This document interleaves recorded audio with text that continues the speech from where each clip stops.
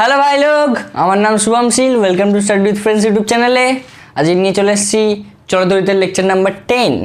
বাবা 10টা লেকচার হয়ে গেছে ভাই সাহেব, শেষ করতে হবে, এবার টানতে হবে, তোমাদেরকেও খাটাতে হবে একটু বেশি। এক্ষুনি একজন বলছে এমনি বুঝতে পারছে না, আমার বলছে টানবে, তাহলে আরই বুঝতে পারবো না। না না না, আমি আছি তো, ডোন্ট টেক চাপ। শোনো কী গল্প, আজের কী পড়বো? হ্যাঁ, কী পড়বো? তড়িৎ ক্ষমতা সংক্রান্ত অঙ্ক। কালকে 2টো অঙ্ক করেছিলাম, আরও 2-3টা অঙ্ক করবো। 2-3টা অঙ্ক নয়, ওই অঙ্কর 2-3টে মেথড খুঁজবো, ঠিক আছে? ওরকম জিনিসপত্র তোমাদের দেখাবো। তারপর ভাস্কর ল্যাম্প সিএফএল ও এলইডি এর সংক্ষিপ্ত তুলনা করব, ঠিক আছে? আর পড়ব হচ্ছে গিয়ে তড়িৎ চুম্বকত্ব। এটা হচ্ছে গিয়ে লাস্ট বড় টপিক মোটামুটি, ঠিক আছে? এরপরে এটাই তোমাদের অনেকটা আছে, এটা প্রায় লাস্টের দিকে, ঠিক আছে? এবার আমরা প্রায় লাস্টের দিকে চলে এসেছি, আর 3-4টে লেকচারের মধ্যে আমরা র্যাপ আপ করে দেবো, ঠিক? এবার গল্প হচ্ছে গিয়ে, বলো কেমন চলছে তোমাদের জীবন? তো कैसा चल रहा है तुम लोगों का? ঠিকঠাক চলছে? হ্যাঁ, এক্ষুনি একজন বলছে আমি তো অঙ্কই করতে পারছি না। আর ঠিকঠাক অঙ্কর জন্য আমি দেখছি, আমি বললাম না তোমাদের আমি লেকচারটা দেবো বেসিক ম্যাথসের। আমি দেখি টাইম পাচ্ছি না, তার জন্য দিচ্ছি না। আমি এই সপ্তাহের মধ্যে দেওয়ার চেষ্টা করছি, ঠিক আছে? ঠিক, আর তার সাথে ইয়েটাও দেবো, কি বলে, পিওয়াইকিউ লেকচারও দিতে হবে এটারই। এই সপ্তাহে এটা মনে শেষ হয়ে যাবে। আজের মঙ্গলবার, তো মঙ্গল, বুধ, বৃহস্পতি, শুক্র, ঠিক আছে? আশা করি এই সপ্তাহের মধ্যে এটা শেষ হয়ে যাবে, ঠিক আছে? তারপর দেখা যাক কী হয়, ঠিক? এবার তো চলো, এবার আমরা পড়াশোনা স্টার্ট করি। তো চলো এবার দেখো, এবার আমরা একটা হেভি অঙ্ক করবো, ঠিক আছে? কী অঙ্ক করবো? বৈদ্যুতিক বাল্বের রেটিং দেওয়া আছে, ঠিক আছে? তোমরা দেখবে বাল্বের গায়ে এরকম লেখা থাকে, কোনো বাল্ব বা তোমরা যাই নিয়ে আসবে না কেন, তার গায়ে দেখবে এরকম লেখা থাকে 220 ভোল্ট এত ওয়াট, 220 ভোল্ট এত ওয়াট। এবার সেখান থেকে আমরা ওর রোধ বের করতে পারি, ওটা কত অ্যাম্পিয়ারের কারেন্ট যেতে পারে সেটাও বের করতে পারি, সব বের করতে পারি, ঠিক আছে? এবার আমরা বুঝবো যে এটার মানে কি, ঠিক? 220 ওয়াট কত, এটা রেটিং হচ্ছে গিয়ে 220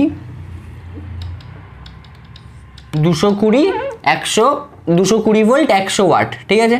220 ভোল্ট 100 ওয়াট মানে এই বৈদ্যুতিক বাল্বটাকে যদি আমরা 220 ভোল্টের কোনো তড়িৎ বর্তনীতে 220 ভোল্ট তড়িৎ বিভবযুক্ত কোনো বর্তনীতে যদি যোগ করি, যদি 220 ভোল্ট বিভব প্রভেদযুক্ত কোনো বর্তনীতে লাগাই, তাহলেই এটা সর্বোচ্চ আলো দেবে। বুঝতে পেরেছো এটার মানে কি? এটার মানে কি বোঝা গেছে? এবার সর্বোচ্চ আলো দেবে এবং প্রতি সেকেন্ডে 100 ওয়াট 100 জুল করে, প্রতি সেকেন্ডে 100 জুল করে শক্তি ব্যয় করবে, ক্ষয় বা ব্যয়, ঠিক আছে? এই দুটোর মানে এইটা, মানে কি এই বাল্বটাকে আমরা 220 বিভব প্রভেদযুক্ত 220 ভোল্টের বিভব প্রভেদযুক্ত কোনো তড়িৎ বর্তনীতে যুক্ত করলেই এটা সর্বোচ্চ আলো দেবে এবং প্রতি সেকেন্ডে 100 ওয়াট তড়িৎ শক্তি ব্যয় করবে। এটার মানে এটা বোঝা গেছে? এবার কি বলবো? হ্যাঁ, এবার দেখো কালকে আমরা শিখেছিলাম, কি শিখেছিলাম? P = I²R শিখেছিলাম, P = I²R। তারপর সেখান থেকে বের করেছিলাম P = V²/R। তারপর সেখান থেকে বের করেছিলাম P = VI, বের করেছিলাম। হ্যাঁ, এবার দেখো ওয়াট মানে কার একক? কার একক? পাওয়ার বা ক্ষমতার একক ওয়াট, ঠিক আছে? ভোল্ট কার একক? বিভবের একক বা ভি, ঠিক? এবার দেখো আমার কাছে কী দেওয়া আছে? ভি দেওয়া আছে আর পি দেওয়া আছে। কী দেওয়া আছে? ভি দেওয়া আছে আর পি দেওয়া আছে। তাহলে আমরা কোন ফর্মুলা দুটোকে ব্যবহার করব? ভি আর পি দেওয়া থাকলে, আর যদি আমাদেরকে রোধ বের করতে হয় তাহলে কোন ফর্মুলাটাকে ব্যবহার করব? এই ফর্মুলাটাকে ব্যবহার করব। লাল কালি পড়ছে না, ঠিক আছে? তো দেখো আমরা এবার দেখি কত রোধ, এটার বাল্বটার রোধ কত বের করি, কত দাও। এবার দেখো সুতরাং এখান থেকে কী করতে পারি, আরটাকে এই দিকে নিয়ে চলে গেলাম, পিটাকে এই পাশে নিয়ে চলে আসতে পারি, তাহলে R is equal to V square by P, R is equal to V square by P.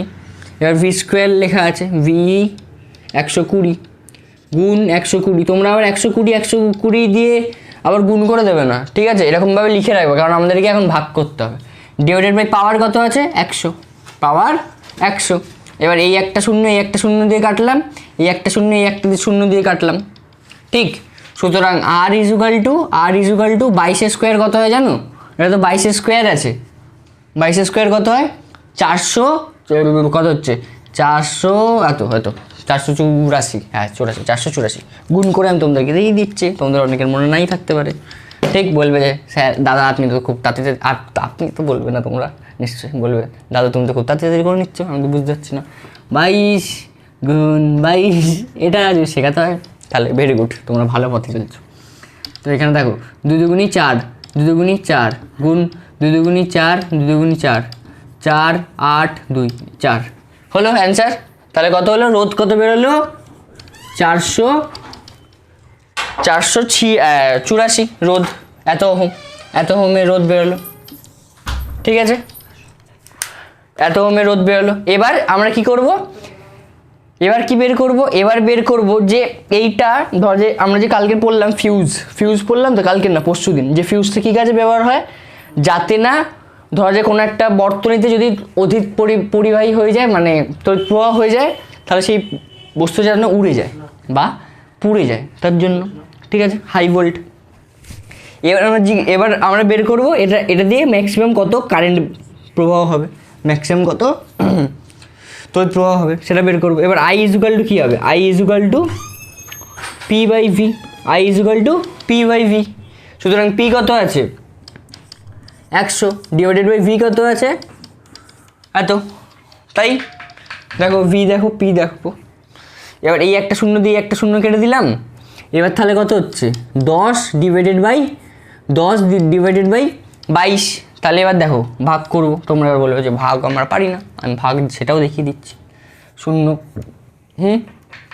এবার দেখো বাইরে বড় সংখ্যা ভিতরে ছোট সংখ্যা, তাই কি করব, একটা শূন্য অ্যাড করে নেবো, পয়েন্টে বসিয়ে শূন্য অ্যাড করতে হয়, পয়েন্ট বসে শূন্য অ্যাড করলাম, এই যে পয়েন্টে বসালাম, ঠিক আছে।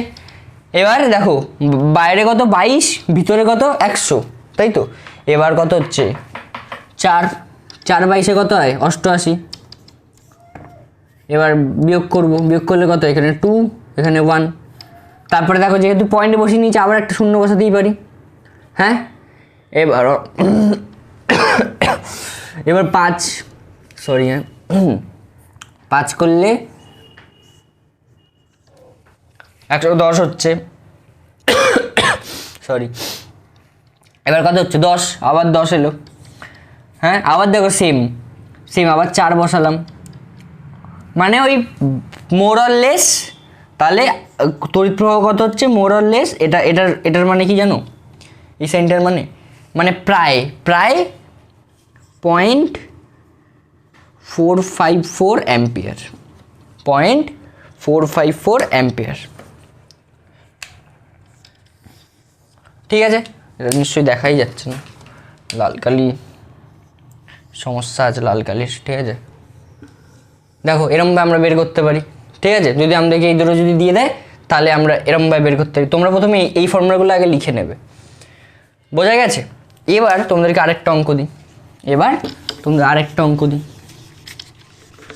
তোমরা কি বুঝতে পারলে অঙ্কটা কি টুকলে মানে লিখলে করলে আমার সাথে আর বুঝতে কি পারলে, আমি কিভাবে বের করলাম সেটা কি বুঝলে? কারণ এই অঙ্কগুলো কিন্তু দেয়, হ্যাঁ 2 নম্বরের। দেখো এই চ্যাপ্টার থেকে কীরকম এলো দেখলে, প্রথমে ওই রোধের অঙ্ক একটা দেবে 2 নম্বরের, ঠিক আছে, তারপর 2-3টে সংজ্ঞা দেবে, 12 মার্কস, জাস্ট ইমাজিন 12 মার্কস এই চ্যাপ্টারের মধ্যে আছে, বুঝলেন দাদা অ্যান্ড দেয়ার দিদিস, দাদা আর দিদি বলবো না, দাদা অ্যান্ড দেয়ার দিদিস, ভালো না? তোমাদের মনে হয় তোমাদের দিদি ছাড়া আর কিছু, দিদি বা বোন ছাড়া? I don't feel so. তো এবার কি অঙ্ক করবো দেখো, কি অঙ্ক করবো, কোশ্চেন। দাঁড়াও দেখি একটা অন্য একটু কিছু একটা ভ্যালু বের করি।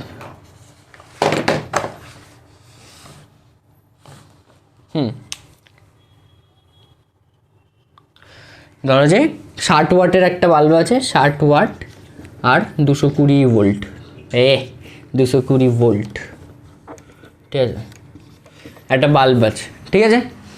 এবার তোমাকে কোশ্চেন করা হয়েছে এর পাশে, এই বর্তনীর পাশে, এই বর্তনীর সাথে, এই বর্তনীর সাথে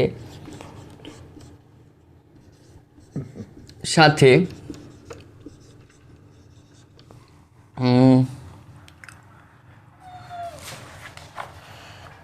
কোশ্চেনটা কত প্রবাহ ক্ষমযুক্ত, কত প্রবাহ ক্ষম যুক্ত ফিউজ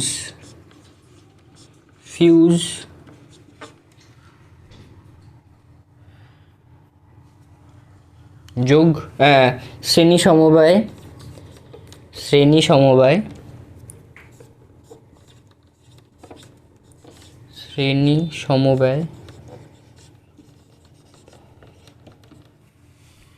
যুক্ত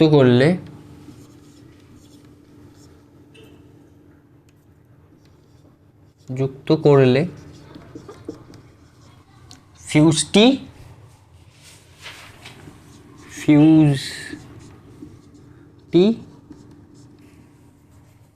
কি থাকবে, ফিউজটি পুড়বে না, এটা কি পুড়বে না স্পেলিং আমি জানি না, ছেড়ে দাও, ডোন্ট স্পেলিংয়ের দিকে যাবে না। শেক্সপিয়ার বলেছিল যে নামে কি রেখেছে, ঠিক আছে, নামে কিছু রাখেনি, সেরকম স্পেলিংয়েও কিছু রাখেনি, ঠিক আমার জন্য স্পেলিংয়ে কিছু রাখেনি, তোমাদের জন্য রেখেছে, কারণ তোমাদেরকে মার্কস পেতাম। দেখো স্পেলিং কিন্তু ভুল করবে না পরীক্ষায়, ঠিক আছে, নাম্বার কিন্তু কাটে স্পেলিংয়ে। আমি এরকম ভাবতাম স্পেলিংয়ে নাম্বার কাটে না, ভাই সব মাধ্যমিকে না, আমি এইচএসে ভাবতাম স্পেলিংয়ে কী যায় আছে, বলে কেউ যায় আছে ভাই সাহেব, যায় আসে, ঠিক আছে, তাই তোমাদেরকে করতে হবে। তার জন্য আমি একটা প্রফেশন এরকম চুজ করেছি যেটাতে স্পেলিং দরকার হয় না। এখন যদি এইচআর টিচার হতাম কোনো একটা কোম্পানির, সেখানে আমাকে স্পেলিং দরকার হতো, কারণ মেল লিখতে হতো। এবার নাহলে আমাকে বস বলতো যে একটা মেল লিখতে পারো না, এত স্পেলিং ভুল। আমি বলবো আমি তো পড়াচ্ছি, স্পেলিং ভুল হলে স্টুডেন্টরা আছে তারা পড়বে, আমার কি আছে, ঠিক। আর চ্যাট জিপিটি তো আছেই, মেল লেখার জন্য কেউ নিজে থেকে লিখে এখন, লিখে না তো, chat GPT, use chat GPT always. হ্যাঁ, তো চলো এবার কি বলছি শোনো। তো এইখানে তোমাদের একটা ফ্যাক্ট বলেছে, দেখো ফিউজ তার কিন্তু সবসময় শ্রেণী সমবায়ে যুক্ত হয়, ফিউজ তার সবসময় কিসে যুক্ত হয়, শ্রেণী সমবায়ে যুক্ত হয়, ঠিক আছে। ফিউজ তার কিসে যুক্ত হয়, শ্রেণী সমবায়। ফিউজ এমসিবি দুটোই কিসে যুক্ত হয়, শ্রেণী সমবায়ে যুক্ত হয়। এটা একটা তোমাদের দেখো ফ্যাক্ট বলে দিয়েছে,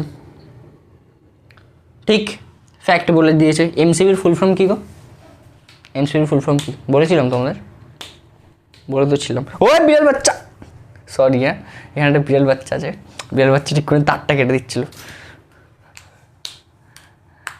সরি, ভয় পেয়ে যাবে না, এরকম মাঝে মাঝে বিড়াল বাচ্চাগুলোকে এরকম তাড়াতে হয়। দেখবে বিড়াল বাচ্চা, দেখবে, না এখন দেখানো যাবে না, পড়াশোনা করছি। হ্যাঁ শোনো, গল্প কালকের ভেবেছিলাম না গল্প কম করবো। এমসিবির ফুল ফর্ম কি বলেছিলাম, মিনিয়েচার সার্কিট। দেখো সার্কিট স্পেলিং আমার মনে আছে, কিরমভাবে মনে রাখি আমি, সার্কিট ঠিকঠাক স্পেলিং এটা মেবি, সার্কিট ব্রেকার, ঠিক আছে। এমসিবি আর ফিউজ দুটোই কিসে জোরে শ্রেণী সমবায়তে, ঠিক আছে। এটা যেন মনে থাকে তোমাদের, মনে থাকে। এবার কি আর মিনিয়েছে, এটা তো আমি মাঝে মাঝে এরকম রিকল করতে থাকি, তাই বললাম, ঠিক আছে। এবার দেখো কি বলেছে, কত তো প্রবাহক্ষম যুক্ত ফিউজ যুক্ত করলে ওটি পুড়বে না। তো আমরা আগে বের করে নিই এইটার ম্যাক্সিমাম কত তড়িৎ প্রবাহ এটার মধ্যে থেকে হয়, এই বাল্বটার মধ্যে থেকে এত, এই বর্তনীর সাথে এত একটি বাল্ব এটা লিখতেই ভুলে গেছি, বাল্ব, ঠিক আছে ছেড়ে দাও। এবার কি বলছে যে এবার আমরা কি করবো দেখো, সিম্পল, যে এইটা থেকে ম্যাক্সিমাম কত কারেন্টে যায়, এটা থেকে ম্যাক্সিমাম কত কারেন্ট যায়। এবার আমরা ভি পি আর আই এর সাথে একটাই ফর্মুলা জানি, P is equal to V I. এবার কি বের করবো, তাহলে আই বের করবো, তাহলে I is equal to P by V. তাহলে পি কত আছে 60, ভি কত আছে 220, 0 0 কেটে গেল, এখানে 6 এলো, আবার পয়েন্ট বসিয়ে 0 নিলাম, 2 লিখলে হচ্ছে কি 44, এখানে 6 1 0 বসালাম, সাথে হচ্ছে গিয়ে হ্যাঁ 7 দেখো 7 2 14 4 হাতে আমার 1, 7 2 14 4 হাতে আমার 1, 7 2 14 4 হাতে আমার 1, দেখি পুরো পারফেক্ট। এবার তোমরা ভেবো না যে আমি 22-এর নামটা মুখস্থ করে বসে আছি, নোপ, হ্যাঁ দিস ইজ দ্য লেভেল। তাহলে এরপরে আবার সেম আসছে, তার এরপর তাহলে 2 আসবে, তাহলে আমরা ওই 2টাকে নেবো না, বেকার, আবার একটা সংখ্যা বাড়াবো না, তাহলে কত 0.2 এত ampere, I is equal two, ঠিক আছে। এবার তাহলে তড়িৎ ক্ষমতা কত লাগবে, ফিউজটির প্রবাহক্ষম কত হতে হবে 0.27 অ্যাম্পিয়ার, ঠিক আছে, অ্যাম্পিয়ারের বেশি হতে হবে। তাহলে ফিউজটার তড়িৎ প্রবাহক্ষম কত হতে হবে 0.27 অ্যাম্পিয়ারের বেশি হতে হবে। এবার আমি একটা অঙ্ক দিই,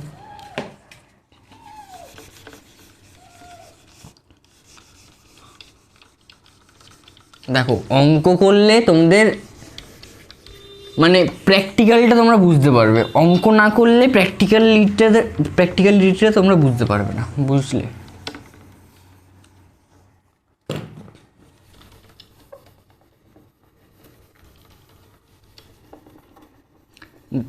এই অঙ্কটা বুঝতে পারলে, এরকম অঙ্ক দেয় 2 নম্বরে থাকবে।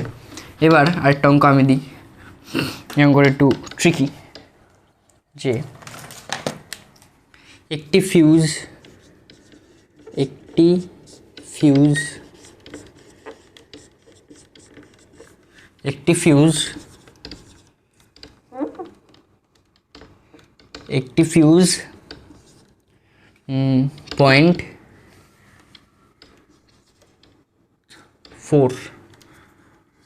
.4 অ্যাম্পিয়ার তো প্রবাহক্ষম যুক্ত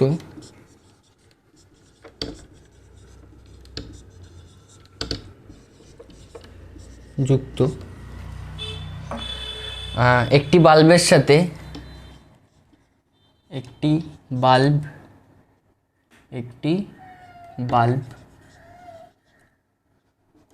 বাল্ব কত 2 এত ভোল্ট থেকে 100 ওয়াট এত, এর সাথে শ্রেণী সমবায় যুক্ত আছে।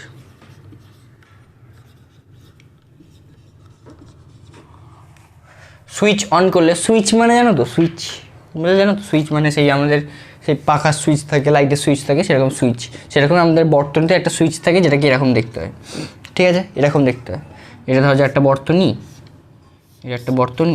এটা হচ্ছে সুইচ অন, এটা হচ্ছে সুইচ অফ। এই পয়েন্টটা দিয়ে দিলে সুইচ অন, পয়েন্টটা বন্ধ করে দিলে সুইচ অফ, ঠিক।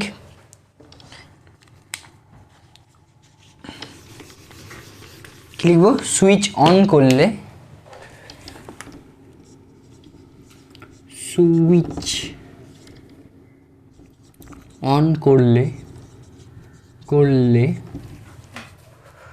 ফিউজটি কি, এটা তোমাদের এমসিকিউতে থাকতে পারে, ফিউজটি পুড়ে যাবে নাকি অক্ষত থাকবে? অক্ষত থাকবে। থাকবে কোশ্চেন।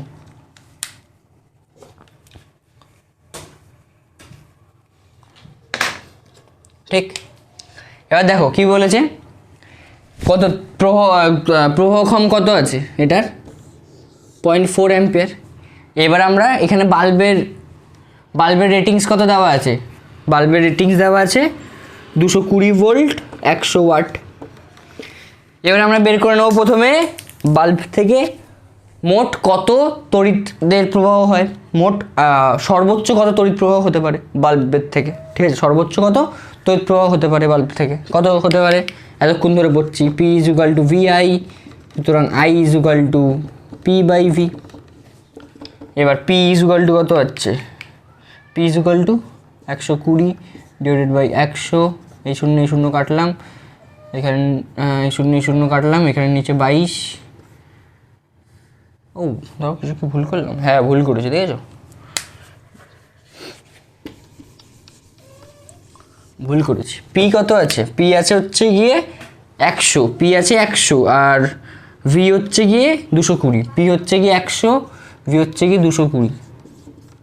শূন্য কাটলাম, এখানে 10 নামালাম, এখানে পয়েন্ট বসালাম, এখানে 4 এলো, 88, এখানে 12, আবার 0 বসলো, এখানে 5 এলো, এখানে হচ্ছে গিয়ে 110, এখানে 10 এলো, 0, আবার 4, এখানে আবার 4। তাহলে কত হচ্ছে গিয়ে সর্বোচ্চ তড়িৎ প্রবাহ কত হচ্ছে এটার মধ্যে থেকে? 0.454 অ্যাম্পিয়ার। 0.454 অ্যাম্পিয়ার এর মধ্যে সর্বোচ্চ তড়িৎ প্রবাহ। কিন্তু আবার ইয়েতে কত আছে? এবার ফিউজ তারের প্রবাহক্ষম কত? সর্বোচ্চ প্রবাহক্ষম 0.4 এই 0.4 অ্যাম্পিয়ার। 0.4 অ্যাম্পিয়ার। দাঁড়াও 1 সেকেন্ড, কালি শেষ হয়ে গেছে, কালি ভরার জন্য কাজ করতে দিয়েছিল একজনকে। হ্যাঁ 0.4 অ্যাম্পিয়ার। তাহলে এবার দেখো ইয়ের কত আছে, এইটার প্রবাহক্ষম কত, এর সর্বোচ্চ তড়িৎ কত বেরোলো? 0.45। আরটা কত ম্যাক্সিমাম? 0.4। তার মানে এটা ছোট, ফিউজের প্রবাহক্ষমটা ছোট। তাহলে কি হবে? ফিউজটা পুড়ে যাবে। ফিউজটি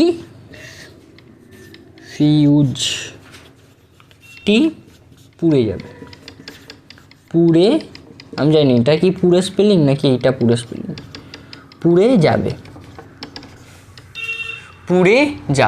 ঠিক আছে, দেখো আবার আমি এখন এই স্পেলিং ভুল করছি। আবার একটা চ্যানেল আছে, বাংলার চ্যানেল, বাংলা পড়া একটা স্যার আছে, সেই স্যারটা এসে আমাকে আবার রোস্ট করে দিয়ে চলে যাবে, বলবে এই বাংলার শিক্ষা, হ্যাঁ পুরো স্পেলিং লিখতে পারছে না, অসভ্য, ছি। একটা বাংলা স্যার পড়ে, একটা আছে ইউটিউবেই পড়ে, ঠিক আছে, অনেক রাজার নামে নাম, বলবে এই বাংলার শিক্ষা পুরো স্পেলিং লিখতে পারছে না। হ্যাঁ স্যার লিখতে পারছি না, প্লিজ আমাকে স্পেলিং ভুলে যাই আমি, কিছু মনে করবেন না, সরি স্যার, বলে দিলাম। ঠিক আছে, একটা চ্যানেল আছে, ঠিক আছে, তোমরা নিশ্চয়ই জানবে। তোমরা যদি ইউটিউবে যদি কখনো পড়াশোনা করে থাকো তোমরা নিশ্চয়ই জানবে। আমাকে রোস্ট করতে চলে আসবে যদি কখনো আমার চ্যানেল যদি কখনো বড় হয় তখন, যে দেখো বাংলার শিক্ষা, এই বাংলার শিক্ষা নিজের মাতৃভাষার স্পেলিং জানে না, ঠিক আছে, এটা বলতে চলে আসবে। তাই আমি বলছি স্যার ক্ষমা করবেন স্যার, ছোট ইউটিউব চ্যানেল, আস্তে আস্তে এগাচ্ছি স্যার, রোস্ট করে আমাদের ভিউজ বাড়িয়ে দেবেন না দয়া করে। আর যদি রোস্ট যদি করতেই হয় প্লিজ করুন, তাহলে আমাদের ভিউজ বাড়বে, এটা রয়লি কি বাবা, তা বলে ভুল কিন্তু ভুলই হয়, ঠিক আছে বাবা। আবার স্যার রোস্ট করুন, দেখি কিরকম পারেন, একটু চাই আমরা রোস্ট, প্লিজ স্যার রোস্ট করুন, একটু বড় চ্যানেল হতে চাই, পড়াতে বউ স্যার একটু ভালো করে, ঠিক আছে। ভিউজ স্টাডি তাহলে কী হবে, যাই be serious, why are you লাফিং অ্যাট দি কর্নার। হ্যাঁ ক্লাস হচ্ছে নাকি মাছের বাজার এটা, হ্যাঁ ক্লাস করো, তাহলে কী হবে, ফিউজটা কী হবে, পুড়ে যাবে, ঠিক আছে। না গো আমি জানি না, আমার ছোটোবেলা থেকে এই প্রবলেমটা আছে, আর এটা আমি মেবি আমি খুব কুড়ে, তাই জন্য মনেই রাখতে পারি না স্পেলিং, আমি মাঝে মাঝে হ্যাঁ স্পেলিং ভুলে যাই, এইচ এস, সেটাই মাঝে মাঝে HES লিখে দিই, কী সব ভুল হচ্ছে, সেটা তো আমার স্পেলিংয়ের কথা, কিন্তু শেখা উচিত লোকজনকে। ঠিক আছে, বোঝা গেছে। হ্যাঁ, এবার কি পড়বো, ওই যে ভাস্বর ল্যাম্প আর ওই ভাস্বর ল্যাম্প CFL LED-র মধ্যে এবার ওটার মধ্যে তুলনা করব যে কোনটার আমরা কি করে ওটা তৈরি হয় বা কী হয় সেগুলো আমরা পড়বো না, CFL-এরও পড়বো না, LED-রও পড়বো না, কারণ ওগুলো আমাদের দরকার নেই। আমি জানি, কারণ দেখো আমি ইলেকট্রনিক্সে পড়ছি, ইলেকট্রনিক্স নিয়ে, তো আমি জানি কীভাবে তৈরি হয়, কীভাবে কাজ করে, সেরকম আমি জানি। কিন্তু কথা হচ্ছে গিয়ে আমি তোমাকে এখন বলবো না, কারণ তোমাদের ওটা ইম্পর্টেন্ট না। ঠিক, তো চলো, ফিল তো সব কিছুর দিচ্ছি, কিন্তু এই যেগুলো ইম্পর্টেন্ট না সেগুলো এখন ফিল দিয়ে কোনো লাভ নেই। আমরা তড়িৎ চুম্বকত্ব যখন পড়বো তখন ফিল দেবো। ঠিক, তো চলো এখন আমরা তাহলে ওটা পড়বো। চলো এবার কি পড়বো, ওই যে সংক্ষিপ্ত কী বলে, উদাহরণ না কি বলে ওটাকে, সংক্ষিপ্ত তুলনা করবো। ভাই সাহেব তুলনা কথাটা মাথায় আসছিল না। হ্যাঁ, কী করবো, সংক্ষিপ্ত তুলনা করবো কার মধ্যে, ভাস্বর ল্যাম্প, যেটাকে আমরা নর্মাল আগের দিন যেটা পড়লাম বৈদ্যুতিক বাল্ব, CFL LED। CFL-এর ফুল ফর্ম কি তোমরা নিশ্চয়ই জানো না, তার জন্য আমি আছি। বাবা কোথায় উড়ে চলে গেল CFL-এর ফুল ফর্ম, মানে CFL-এর ফুল ফর্ম উড়ে গেল না, পেনটা উড়ে চলে গেল।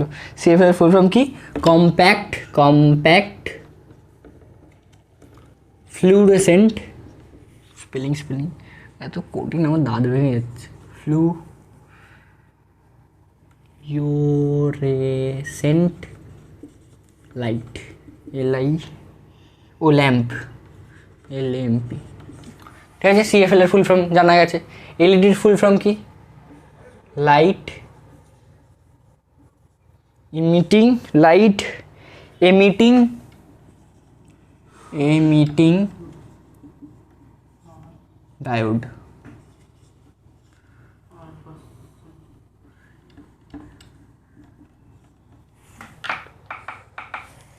Light emitting diode. ঠিক আছে, এই ফুল ফর্ম দুটোই জিজ্ঞাসা করে যে CFL-এর ফুল ফর্ম বলো আর কিসের, আর LED-র ফুল ফর্ম বলো। হলো, এবার দেখো আমি একটা ম্যাজিক করছি, ম্যাজিক তো নর্মাল এডিটিং করছি, যে এডিটার দাদা প্লিজ ফটোগুলো সবার দেখিয়ে দাও। দেখতে পেয়ে গেছো সেগুলো কীরকম দেখতে হয়, ফটোগুলো দেখতে পাচ্ছ। এডিটার দাদা ফটোগুলো এইটুকুনি জায়গার মধ্যেই রাখবে। হ্যাঁ, এডিটার দাদা না, এডিটার ভাই, এডিটার ভাইয়ের জন্য আমরা এতদিন খেয়ে পড়ে বেঁচে আছি। এডিটার ভাই হচ্ছে কি আমাদের মালিক। ঠিক আছে, এডিটার ভাইয়ের নাম কি, এডিটার ভাইয়ের নাম হচ্ছে গিয়ে আমাদের ডিসক্রিপশানে লেখা আছে দেবজিৎ হালদার। হ্যাঁ, ও দেবজিৎ হালদার হচ্ছে কি, ওখানে রাজবীর শাহও লেখা আছে, রাজবীর শাহ হচ্ছে আমাদের সৃজনদার এডিটার, আর দেবজিৎ হালদার হচ্ছে গিয়ে ভালো এডিটার, তাই আমার এডিটার। ঠিক, হ্যাঁ, ভালো জিনিসপত্র আমি তুলে নিই। এবার কী লিখবো, এটা দা ফটোগুলো থাক, হ্যাঁ না থাকতে হবে না, আমি মুছে দিচ্ছি, ফটোগুলো থাকতে হবে না, ছেড়ে দাও। আমি এত অবধি তোমরা দেখে নিয়ে কীরকম দেখতে হয়। আমি এবার দেখো এদের মধ্যে তুলনা করবো। ঠিক, তাহলে এবার তুলনাগুলো করে নিই। প্রথমে কীভাবে তুলনা করব, গঠন দিয়ে, কি দিয়ে, গঠন দিয়ে তুলনা করব। গঠন দিয়ে তুলনা কি, ভাস্বর ল্যাম্প, এটাকে না ছোটোবেলায় আমি ভাস্কর ল্যাম্প বলতাম। ভাস্বর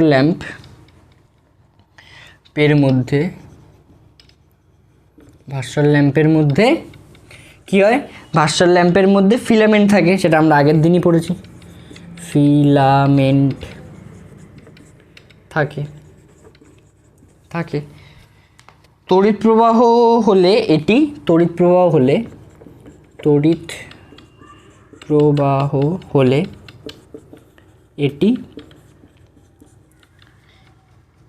এটি উত্তপ্ত হয়ে প্রায় কত ডিগ্রি সেলসিয়াস, প্রায় 2500 ডিগ্রি সেলসিয়াস থেকে 2900 ডিগ্রি সেলসিয়াস পর্যন্ত হয়ে আলো বিকিরণ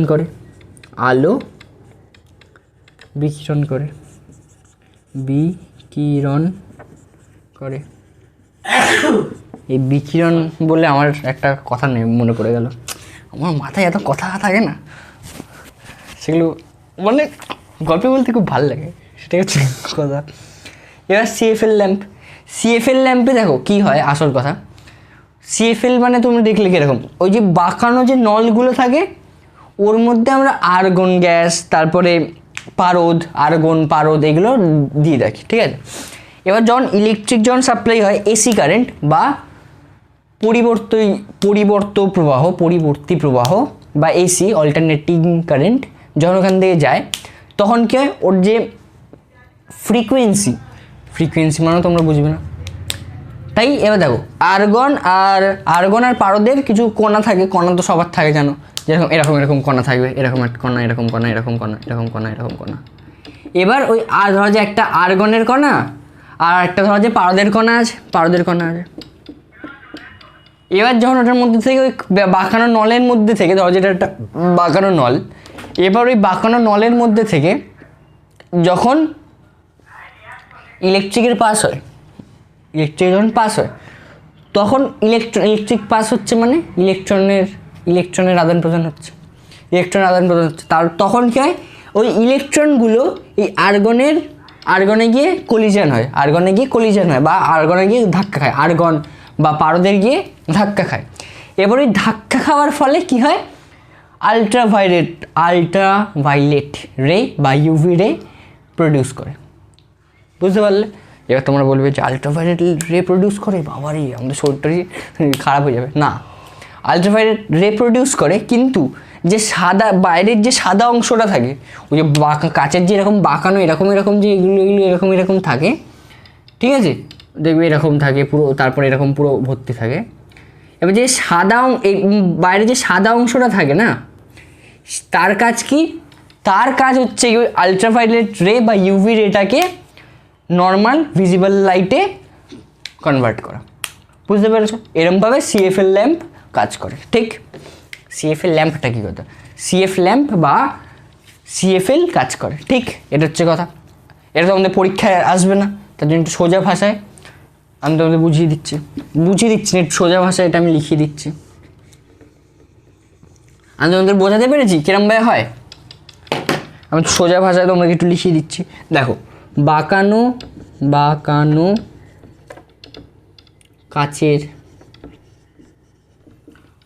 কাচের নলে পারদ বাষ্প রেখে এটি তৈরি করা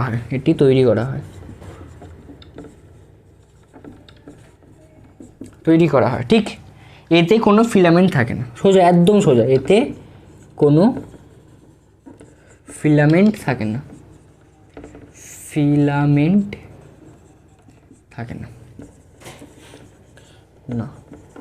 এটা তোমাদের মুখস্থ করতে সব থেকে বেশি ইজি হবে, তার জন্য আমি তোমাদের এটা বললাম। ওটা আমি কেন বললাম না তোমাদেরকে? কারণ ওইটা পড়লেই তোমাদের মাথাটা খারাপ হয়ে যাবে, আর অত ভালো লেখার দরকারও নেই, আমাদের যেটা 1 টাকায় হয়ে যাচ্ছে, তাতে আমি 20 টাকা কেন খরচা করবো, তাই না? এটা আমাদের এই 1 টাকায় হয়ে যাচ্ছে, বাঁকানো কাচের নলে পারদ বাষ্প রেখে এটি তৈরি করা হয়, এতে ফিলামেন্ট থাকে না। এইটাতে আমরা যখন কাজ হয়ে যাচ্ছে, তাহলে আমরা কেন বেশি খেটে লিখবো যে কলিশন হয়, এই হয়, সেই হয়? উতনা খাটনাই নেই হ্যাঁ বাবা, ঠিক আছে। এবার কি এলইডিতে কি হয়? সেমিকন্ডাক্টর, তোমরা শুনেছো নাম। এবার কি নাম? গ্যালিনিয়াম আর্সেনাইড বা GAAS, ঠিক আছে। এর একটা কি বলে? সেমিকন্ডাক্টর। গ্যালিনিয়াম আর্সেনাইড বলে একটা সেমিকন্ডাক্টর হয়, আর্সেনাইড আর গ্যালিনিয়াম আর ফসফরাস, দাঁড়াও 1 সেকেন্ড, ঠিক বলছি কিনা একবার দেখে নি। হ্যাঁ, ফসফরাস, গ্যালিলিয়াম, সিলিকন, গ্যালিলিয়াম, জার্মেনিয়াম, হ্যাঁ, জার্মেনিয়াম আর ফসফরাস, এইগুলোরই মিক্সচার, ঠিক আছে। এবার কি হয় সেখানে? এটা একটা হয়, কি বলে, ওইগুলোতে যখন কারেন্টের যখন সেমিকন্ডাক্টর যখন কী করে বোঝাবো? রিভার্স বায়াস, ফরওয়ার্ড বায়াস, সেগুলো বোঝাতে হবে না, অত গভীরভাবে বোঝাতে হবে না। এবার ওইগুলো থেকে যখন নর্মাল একদম সেমিকন্ডাক্টরে অনেক অল্প কারেন্টে ওটা কাজ করে, ঠিক আছে। এবার ওইগুলো যখন দুটো পিএন জাংশন বলে একটা জাংশন হয়, এরকম দেখতে হয় সেটাকে পিএন জাংশন, ঠিক আছে, এরকম একটা জাংশন হয়, ঠিক। আর এইগুলোকে বলে হচ্ছে কি ডায়োড, কি বলে ডায়োড। এবার এটার মধ্যে থেকে যখন কারেন্ট প্রবাহিত হয় ওদের মধ্যেও কিছু কলিশন হয়, হয়ে কারেন্টের লাইট তৈরি হয়, ঠিক আছে। আর এতে খুব অল্প কারেন্ট লাগে। তোমাদের যে ফোনের ভিতরে যেসব ইলেকট্রনিক্স যে পার্টসগুলো হয় সেগুলো সেমিকন্ডাক্টর দিয়ে কাজ হয়, ঠিক আছে। এটা হচ্ছে কথা। আমি এটা আর বেশি গভীর করে বললাম না, আমি তোমাদেরকে এটাও লিখিয়ে দিই, কারণ এটা আর একটু বেশি কমপ্লেক্স। কারণ এটার এফিসিয়েন্সি সবথেকে বেশি, এটা সবথেকে বেশি কাজে যায়, এটাতে ইলেকট্রিক খরচা সবথেকে কম হয়, এটাতে তার থেকে বেশি হয়, সবথেকে বেশি এটাতে কারেন্ট খরচা হয়, ঠিক আছে। এবার এটা আমি একটু ভালো সভ্য ভাষায় লিখে দিই। এটিও ফিলামেন্টবিহীন,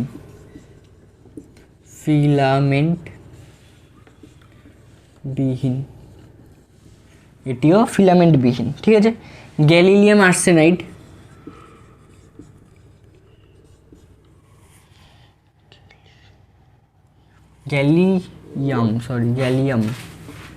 গ্যালিয়াম আর্সেনাইড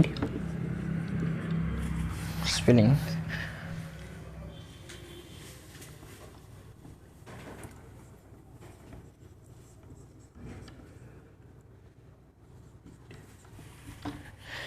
গ্যালিয়াম আর্সেনাইড যেটাকে গ্যালিয়াম আর্সেনাইড যেটাকে GaAs বলে, গ্যালিয়াম আর্সেনাইড, গ্যালিয়াম ফসফাইড, কি গ্যালিয়াম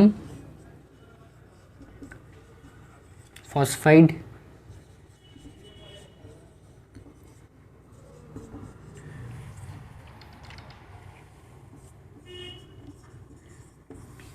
ঠিক আছে, দিয়ে তৈরি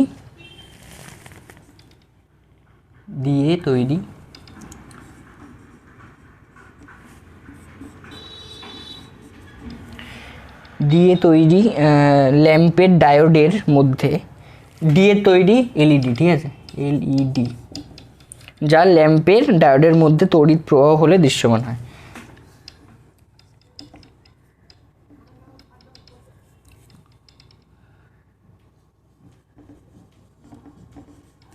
ল্যাম্পের ডায়োডের মধ্যে, ডায়োডকে বাংলায় কি লিখে,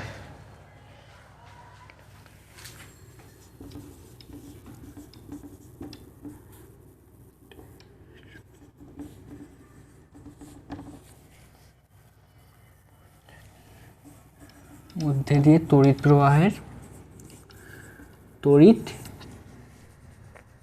প্রবাহ হলে দৃশ্যমান হয়।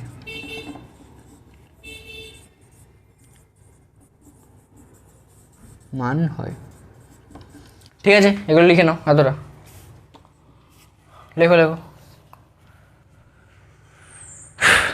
লেখো। এবার কি পড়বো, তড়িৎ কোনটাতে সবথেকে বেশি সাশ্রয় হয়। লেখা হয়ে গেছে আশা করি, কারণ আমার সাথে সাথে লিখছিলে। মুছছি তাহলে।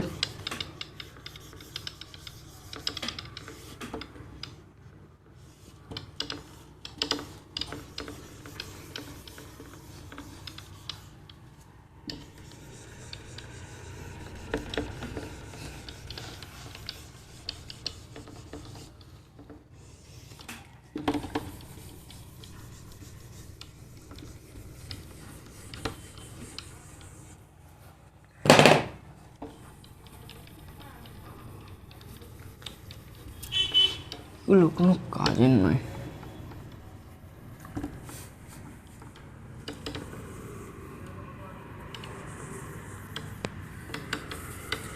সেই আমাকে যখন কাপড়ই ইউজ করতে হবে তাহলে ওগুলো কেনার কি দরকার।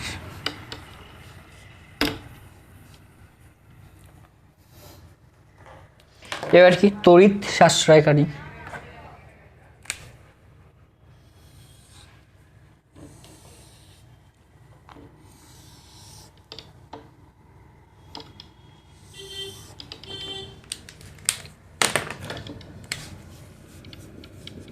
তড়িৎ কতক্ষণ হয়েছে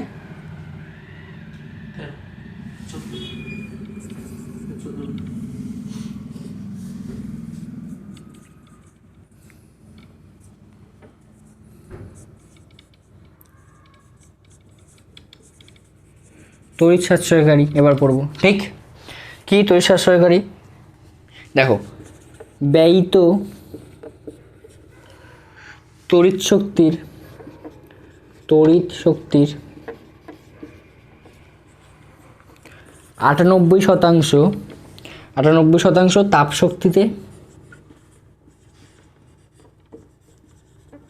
শক্তিতে এবং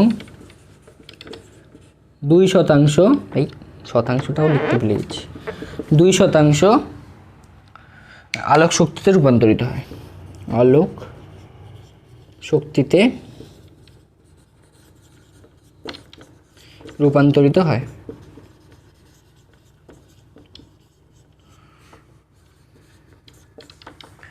কি ব্যয়িত তাপ তড়িৎ শক্তি, এখানে কি হয় দেখো, ভাস্কর ল্যাম্পে কি হয়, 98% মানে তুমি যদি 100 ওয়াটের 100 জুল ধরো তোমার কাছে কার্য হলো বা ব্যয় হলো, শক্তি ব্যয় হলো, তাহলে তোমার 98 জুল ওটাতে তাপ শক্তিতে নষ্ট হচ্ছে, আর 2 জুল তোমার ইউজ হচ্ছে, তাহলে এটা এফিসিয়েন্সি কত? 2। মানে বুঝছো কত কম এফিসিয়েন্সি, মানে বুঝেছো? মানে ধরো তুমি 8 ঘন্টা ধরে বসে আছো বই খাতা নিয়ে, তার মানে তুমি 2 ঘন্টা তুমি পড়লে, তার মানে বুঝতে তোমার কত এফিসিয়েন্সি। এরকমই আমরা বেশিরভাগ ক্ষেত্রে আমরা এটাই করি, সারাক্ষণ বই নিয়ে বসে থাকি কিন্তু পড়ি না কিছু, সেটা না।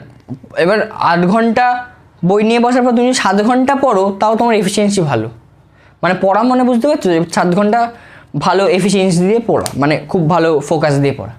তুমি 8 ঘন্টার মধ্যে যদি 2 ঘন্টা ভালো ফোকাস হয় তাহলে তো খুব খারাপই না, সেরকমই এটা 98%-এর মধ্যে 2% মাত্র আলোক শক্তিতে রূপান্তরিত হয়। আমাদের কাজ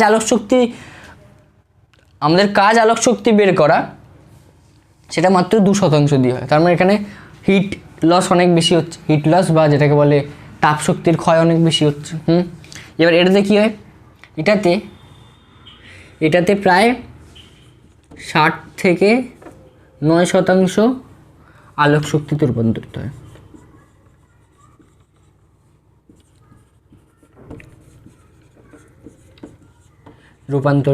ঠিক আছে, মানে এইটার থেকে এটার ভালো হয়, তার মানে এইটার থেকে সিএফএল এর এফিসিয়েন্সি ভালো। কেউ একজন 8 ঘন্টার মধ্যে 2 ঘন্টা পড়ছিল, আর একজন পড়ছে 8 ঘন্টায় 5 ঘন্টা, 8 ঘন্টায় 5 ঘন্টা, তাহলে ওরই এফিসিয়েন্সি ভালো হবে ওর থেকে। এবার এতে কি হয়, এলইডিতে দেখো ব্যয়িত শক্তির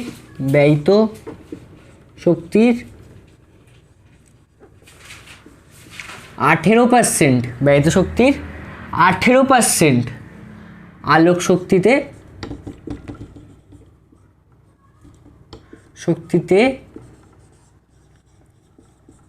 রূপান্তরিত হয়।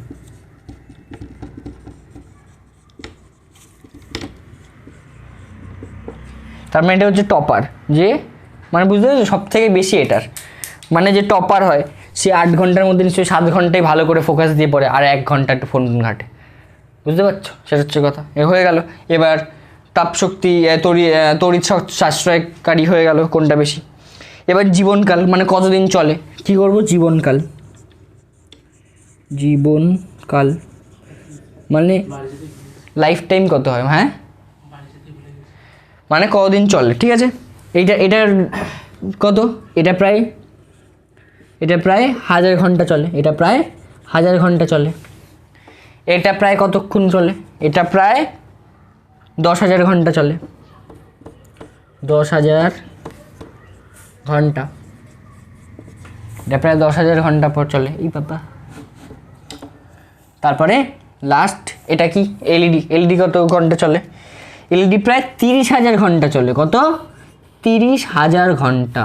তাই বুঝতে পারছো লোকে কেন এলইডি কিনবে না, কেন এলইডি কিনবে বুঝতে পারছো, আর কেন ভাস্কর ল্যাম্প কিনবে না, কেন এটার ইউজেস অনেক কম এখন বুঝতে পারছো, দেখতে পাচ্ছ, হিট লসও বেশি হচ্ছে, তারপরে এটা চলেও কম দিন, বুঝতে পেরেছো তো। এবার ব্যয়িত ক্ষমতা, উৎপন্ন আলো বা ব্যয়িত ক্ষমতা, ঠিক আছে, বা ধরো যে এটা কি দেবো? দেখো কটা হয়ে গেল, একটা দুটো, কটা হয়েছে? দুটো তিনটে হয়েছে, ঠিক। হ্যাঁ, আটটে দিই। 4 যদি 2 নম্বরে দেয় তাহলে 4টে লেখা উচিত। উৎপন্ন আলো মানে এত আলো উৎপন্ন করতে সবার কত কত শক্তি ক্ষয় হয়, ঠিক আছে। এটার ধরো যে উৎপন্ন আলো ধরো যে এটার টোটাল ধরো যে 800 লিউমেন্স। তোমরা লুমেন্সটা আবার কি? লুমেন্স মানে হচ্ছে কি আলোর পরিমাপের একক। লুমেন্স কি? আলোর পরিমাপের একক, ঠিক। এবার এইটা 800 লুমেন্স তৈরি করতে এটার কত ওয়াট, কত শক্তি ব্যয়িত ক্ষমতা কত হয়? ব্যয়িত ক্ষমতা কত? 60 ওয়াট। মানে এটা 800 তৈরি করতে, 800 লুমেন্স তৈরি করতে 60 ওয়াট লাগে। সেম এইটার কত ওয়াট লাগে? সিএফএল এর লাগে 13 থেকে 15 ওয়াট। সিএফএল এর কত লাগে? 13 থেকে 15 ওয়াট। সেম আলোই তৈরি করতে এলইডির কত ওয়াট লাগে? 6 থেকে 8 ওয়াট। 6 থেকে 8 ওয়াট। বুঝলে কতটা ডিফারেন্স বোঝা যাচ্ছে? এটা কতটা কম এনার্জি কতটা বাঁচে, বুঝতে পারছো এটাতে? ঠিক আছে, এবার 4টে পয়েন্ট হয়ে গেছে। প্রথমে কি লিখেছি? গঠন, তারপর লিখলাম তড়িৎ শক্তি, তড়িৎ সাশ্রয়কারী, তারপর লিখলাম জীবনকাল, তারপর লিখলাম উৎপন্ন আলো, ঠিক আছে। এবার তোমাদের যদি পরীক্ষায় দেয় যে ভাস্বর ল্যাম্প, সিএফএল ও এলইডির মধ্যে ডিফারেন্স লেখো, 2 নম্বর থাকবে। 4টে পয়েন্ট লিখে দিলেই 2 নম্বর পেয়ে গেলে, ঠিক আছে। জীবনকালটা খুব সোজাই, ভাস্বর ল্যাম্প তো আমরা পড়েইছি, আর এলইডি আর সিএফএলটা খুব সোজাভাবে আমি লিখে দিয়েছি, ঠিক আছে। তো এবার চলো পড়বো সেই তড়িৎ চুম্বকত্ব, ঠিক আছে। তো চলো এবার কি করব? তড়িৎ চুম্বকত্ব। এটা খুবই ইন্টারেস্টিং। কেন? তড়িৎ চুম্বকত্ব প্রায় আমরা চ্যাপ্টার প্রায় শেষে চলে এসেছি, প্রায় শেষে না, এরপরে এই তড়িৎ চুম্বকত্বটাই অনেক বড়। তারপরে এসি ডিসি সব পড়বো, আরও অনেক কিছু পড়বো, পড়ে 2-3টে যন্ত্র বিষয় পড়বো, পড়ে তারপর শেষ হবে, ঠিক। হ্যাঁ, এবার দেখো কীরকম ফিজিক্স কত সুন্দর হয়।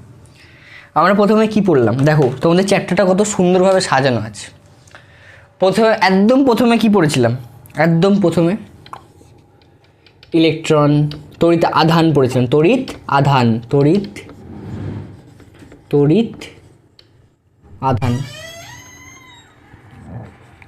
কাকে বলে প্রথমে বললাম। হ্যাঁ, তড়িৎ আধান থেকে যে তড়িৎ ক্ষেত্র তৈরি হয় সেটা বললাম, যে যখন কোনো আধান যখন কোনো জায়গায় যায়, অন্য কোনো আধানের পাশে একটা আধানের একটা ফিল্ড থাকে, যার মানে ওই যেরকম বলছিলাম আমি, যার অরা একটা থাকে, যে ওই জায়গাটার মধ্যেই যদি অন্য কোনো যদি ইলেকট্রন চলে আসে তাহলে সে একটা ফোর্স অনুভব করবে। ইলেকট্রন বা অন্য কোনো যদি চার্জ চলে আসে সে একটা ফোর্স অনুভব করবে, তাই সেটাকে কী বলে? তড়িৎ ক্ষেত্র, ঠিক আছে। সেটাকে কী বলে? তড়িৎ ক্ষেত্র। তারপরে কি পড়লাম? কারেন্ট পড়লাম। কারেন্ট মানে ইলেকট্রিসিটি পড়লাম, ঠিক আছে। যে কারেন্ট কীভাবে তৈরি হয়, এটা চলার ফলে কারেন্ট তৈরি হয়। তড়িৎ আধান চলার ফলে তার কারেন্ট তৈরি হয়, সেটা পড়লাম। তারপর তড়িৎ আধানের ওপর বল প্রয়োগ করলাম, সেই কুলম্বের সূত্র, F = Q1 Q2 by R square, F = K Q1 Q2 by R square, সেটা পড়লাম। তারপরে কি পড়লাম? আমি একটু র্যাপ আপ করার চেষ্টা করছি। তারপরে কি পড়লাম? তারপরে পড়লাম এই যে এখনই পড়ছিলাম কিছুক্ষণ আগে। এবার কারেন্ট ইলেকট্রিসিটি নিয়ে পড়লাম। কারেন্ট কীভাবে চলে, কারেন্ট এই মানে উচ্চ বিভব থেকে নিম্ন বিভবে যায়, কারেন্ট কীভাবে চলে, কারেন্ট দিয়ে কী কাজ হয়, আমাদের ডেইলি লাইফে ইউজ, সেসব পড়লাম, ঠিক। এখন কি পড়বো? দেখো তড়িৎ আধানের ক্ষেত্রে ক্রিয়েট হয়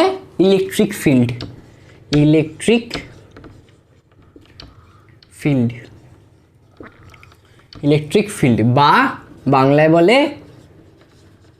তড়িৎ ক্ষেত্র, ঠিক আছে। কি বলে বাংলায়? তড়িৎ ক্ষেত্র। এবার তড়িৎ আধান যখন কারেন্ট হিসেবে চলে বা তড়িৎ আধান যখন চলে, ঠিক আছে, তড়িৎ আধান ধরা যায় কোনো পরিবাহীর মধ্যে থেকে চলছে, তখন তাহলে সেটা কী হয়? কারেন্ট বলে সেটাকে ইলেকট্রিসিটি বলা হয়। ঠিক আছে, তড়িৎ আধান কার মধ্যে দিয়ে চললে কোনো পরিবাহীর মধ্যে থেকে সেটা কী বলা হয়? ইলেকট্রিসিটি। এবারে ইলেকট্রিসিটির জন্য কি হচ্ছে? তড়িৎ চুম্বক সৃষ্টি হচ্ছে, একটা চুম্বকের সৃষ্টি হয়, বা যেটাকে বলে হচ্ছে কি আমরা বলি ম্যাগনেটিক ফিল্ড। কি বলি? ম্যাগনেটিক ফিল্ড, বা বাংলায় বলে চুম্বক ক্ষেত্র।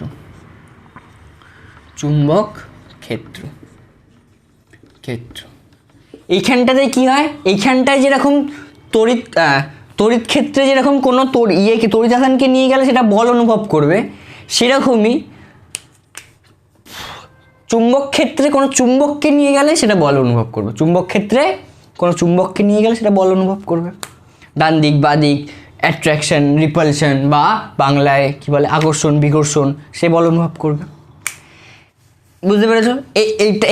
এইটা নিয়েই আমরা যে টপিকটা এটা নিয়ে যে তড়িৎ চুম্বকত্ব কী মানে চুম্বক কীভাবে ব্যবহার হয়, তারপর কীভাবে ক্রিয়েট করা যায়, আমরা কীভাবে ক্রিয়েট করব, কীভাবে ক্রিয়েট হয়, সেগুলো আমরা দেখব। ঠিক আছে, এবার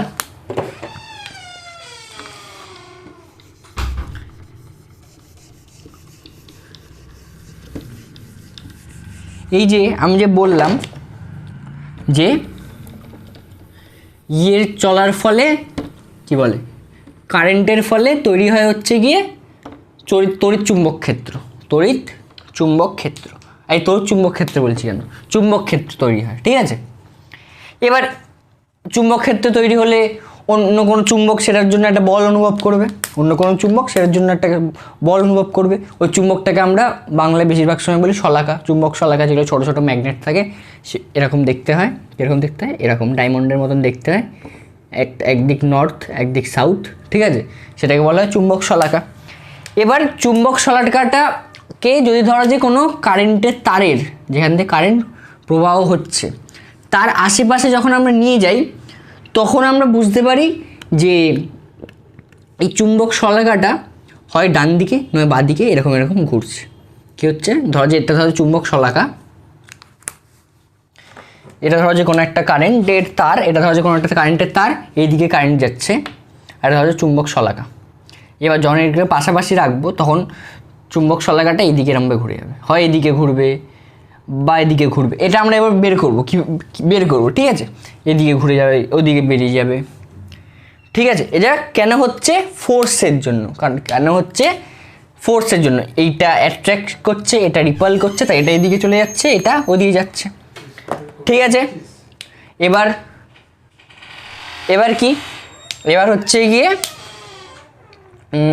হ্যাঁ ঠিক আছে, এবার যে বিজ্ঞানীটা জানতে পেরেছিলেন যে ফোর্স অ্যাপ্লাই হচ্ছে, তড়িৎচুম্বক ক্ষেত্র লাগছে, সেই বিজ্ঞানীর নাম হচ্ছে গিয়ে ওরস্টেড। কি নাম? নামটা স্পেলিং ঠিক আছে, মানে স্পেলিং কি নামটা ঠিকঠাক উচ্চারণ করছি তো? হ্যাঁ, ওরস্টেড। কি নাম? ওরস্টেড। এই যে কি নাম? ওরস্টেড বা H.C. ওরস্টেড। ইংলিশে স্পেলিংটা আছে কিন্তু আমি এখন লিখতে পারছি না, এখানেই লেখা আছে, তো আমি লিখবো না, ছেড়ে দাও, কারণ I am hair not to prove anyone. ইংলিশটা পুরো বাসায় বলেছিলাম, আমি ইংলিশ ভালোই বলি।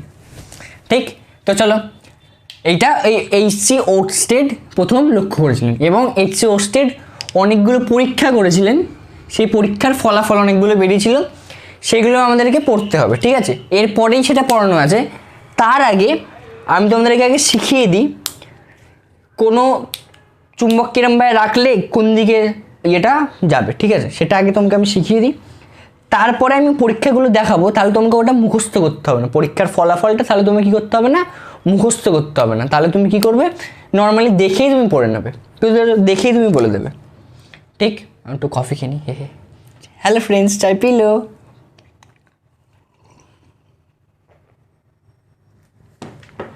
চাই নয়, কফি। তো চলো, तुम लोग জল খালো। এবার কি, দাঁড়াও, এবার এটাকে একটু মুছে দিই। প্রথমে আমরা কি পড়বো সেটা আমি আগে দেখাই।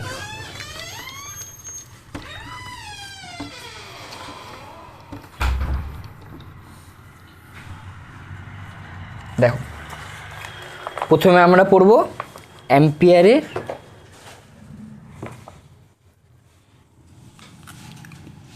যেটা থেকে আমরা ওই দিকটা বুঝতে পারবো। অ্যাম্পিয়ারের এময় পয় না,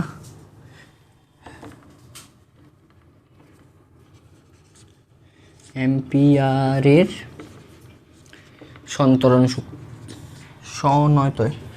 সন্তরণ নিয়ম।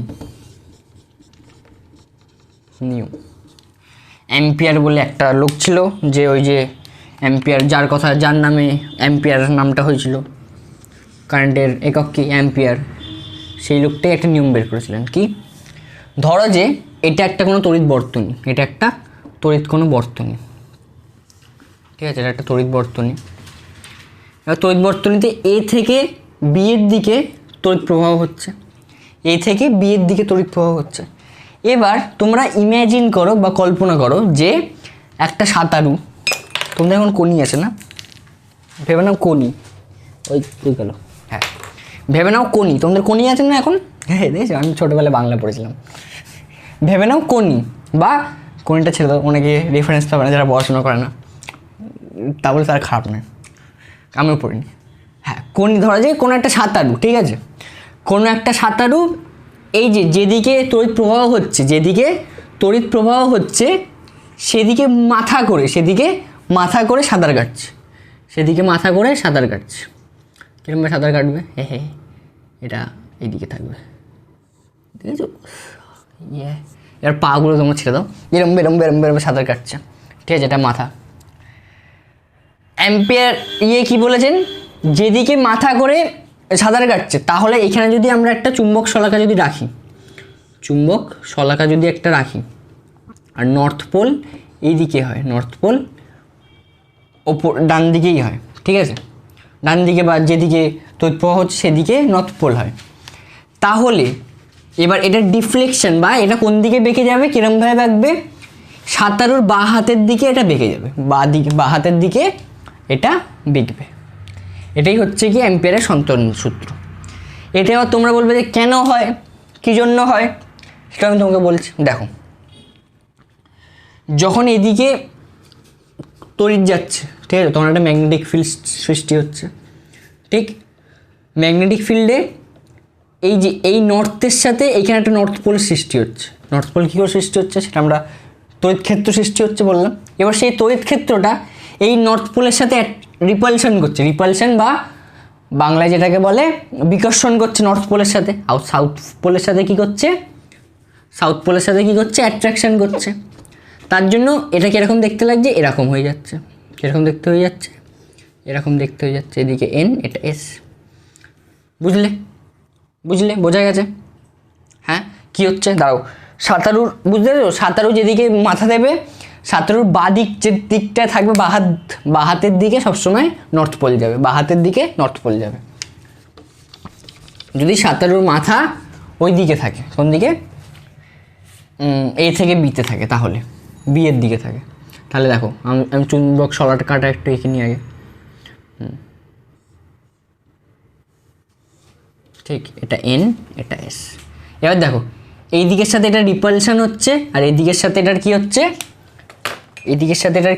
অ্যাট্রাকশন হচ্ছে।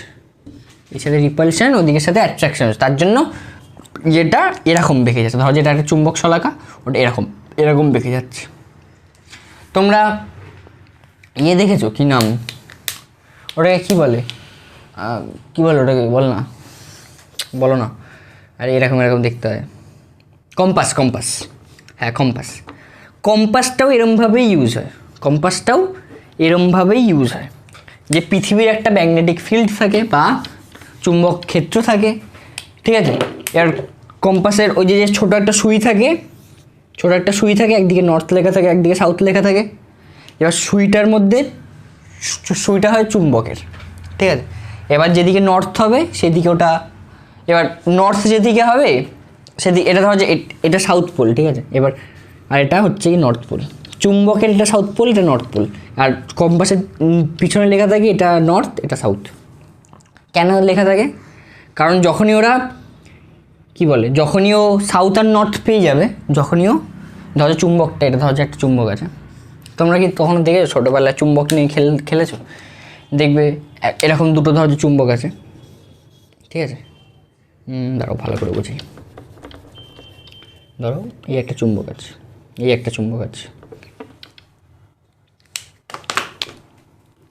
এই একটা চুম্বক আছে, এই একটা চুম্বক আছে, ঠিক আছে? এবার দেখবে তুমি যখন এটা সাউথ পোল আর এটা নর্থ পোল যখন আনো, সাউথ পোল আর নর্থ পোল যখন আনো, তখন দেখবে এই দুটো জুড়ে যাবে। তখন কী হবে? এই দুটো দেখবে জুড়ে যাবে, ঠিক আছে? কিন্তু যদি নর্থ পোল আর সাউথ পোল আনো, যদি নর্থ পোল আর সাউথ পোল আনো, এই নর্থ পোল আর নর্থ পোল আনো বা সাউথ পোল আর সাউথ পোল আনো, সেগুলো কী করবে? রিপালশন করবে। তাহলে কী করবে? রিপালশন করবে, মানে দূরে যাওয়ার চেষ্টা করবে। যেরকম আমরা চার্জের ক্ষেত্রে পড়েছি বা তড়িতাধানের ক্ষেত্রে পড়েছি, যে পজিটিভ চার্জ সবসময় পজিটিভ চার্জকেই রিপালশন করে, নেগেটিভ চার্জ সবসময় নেগেটিভ চার্জকেই রিপালশন করে, আর পজিটিভ আর নেগেটিভ সবসময় অ্যাট্রাকশন করে। কি বলেছি? পজিটিভ আর নেগেটিভ সবসময় অ্যাট্রাকশন করেছে। সে আমি তখন বলেছিলাম ছেলে আর মেয়েদের কথা, যে একটা ছেলে একটা মেয়েকেই ভালোবাসে, মানে ঠিক আছে বুঝতে পারছো, সেই বলেছিলাম, মানে একটা ছেলে আর একটা মেয়ের মধ্যেই অ্যাট্রাকশানটা বেশি হয় বেশিরভাগ ক্ষেত্রে। ছেলেদের মধ্যে ওটা ব্রোম্যান্স হয়, যেটা বন্ধুদের সাথে থাকে। তো অ্যাট্রাকশানটা একটা ছেলে আর ছেলের মধ্যেই বেশি থাকে। এই ছেলে আর মেয়ে, সরি আমি তো অন্য জগতের কথা বলছিলাম, বুঝতে পারছি? যে আমি বলেছিলাম সেরকমই দেখো চুম্বকটাও সেমই কাজ করে। সবসময় সাউথ পোল আর সাউথ পোল সবসময় রিপালশনই করবে, বা সাউথ পোল আর সাউথ পোল সবসময় বিকর্ষণই করবে, আর নর্থ পোল আর নর্থ পোল সবসময় বিকর্ষণই করবে। সাউথ পোল আর নর্থ পোল সবসময় কী করবে? অ্যাট্রাকশান করবে। কারণ ডিফারেন্ট, মানে যেগুলো আলাদা আলাদা মেরু হয় সেগুলো অ্যাট্রাকশান করে সবসময়। মানে দেখবে তোমার সাথে একই রকমের লোকের অতটা বেশি কথাবার্তা হয় না, কিন্তু তোমার থেকে যার একটু বেশি আলাদা তাকে তোমার অনেক সময় ভালো লেগে যাবে। মানে ওই দিকে ভালো লেগে যাবে না, যেটা ছেলেও হতে পারে, ওই দিকে ভালো লেগে যাওয়ার কথা বলছি না, তুমি অ্যাডমায়ার করতে পারবে তাকে। যেরকম আমার একটা বন্ধু আছে যে আমাদের এডিটিং করে, রাজবীর বলে, ঠিক আছে? ও কী করে? ও আমাদের থেকে অনেক ভালো, মানে ও পুরো এডিটিং শেখে, অনেক কিছু শেখে, ঠিক আছে? এই এখন দেবজিৎ আমাদের যে এডিট করে, সেও, তাকে দেখে আমরা অ্যাডমায়ার করি। কেন? কারণ আমরা কী করছি, আমরা পড়াচ্ছি বা কিছু, ওরা অনেক কিছু নতুন স্কিল শিখছে, নতুন কিছু শিখছে, ওরা আমাদের কিছু অ্যাডমিরেশন, ওরা আমাদের থেকে অনেকটা আলাদা। দেবজিৎ, রাজবীর, ওটা আমাদের থেকে না, আমার থেকে অনেকটা আলাদা। কারণ ওরা কম্পিউটারে বসে সারাক্ষণ থাকে, ওসব করে, তো আমার তো ভালো লাগে না। কিন্তু তাও ওরা যেগুলো করছে সেগুলো আমি অনেক অ্যাডমায়ার করি, বুঝতে পেরেছো? সেরকমই তোমরা দেখবে অনেক সময় এরকমই হয় যে তোমার থেকে অন্য কোনো রকমের লোককে তোমার অনেক সময় ভালো লেগে যাবে। হ্যাঁ, তুমি এখন বেশি ভালো লাগার কথাটাই আবার বেশি চলে আসবে না, ঠিক আছে?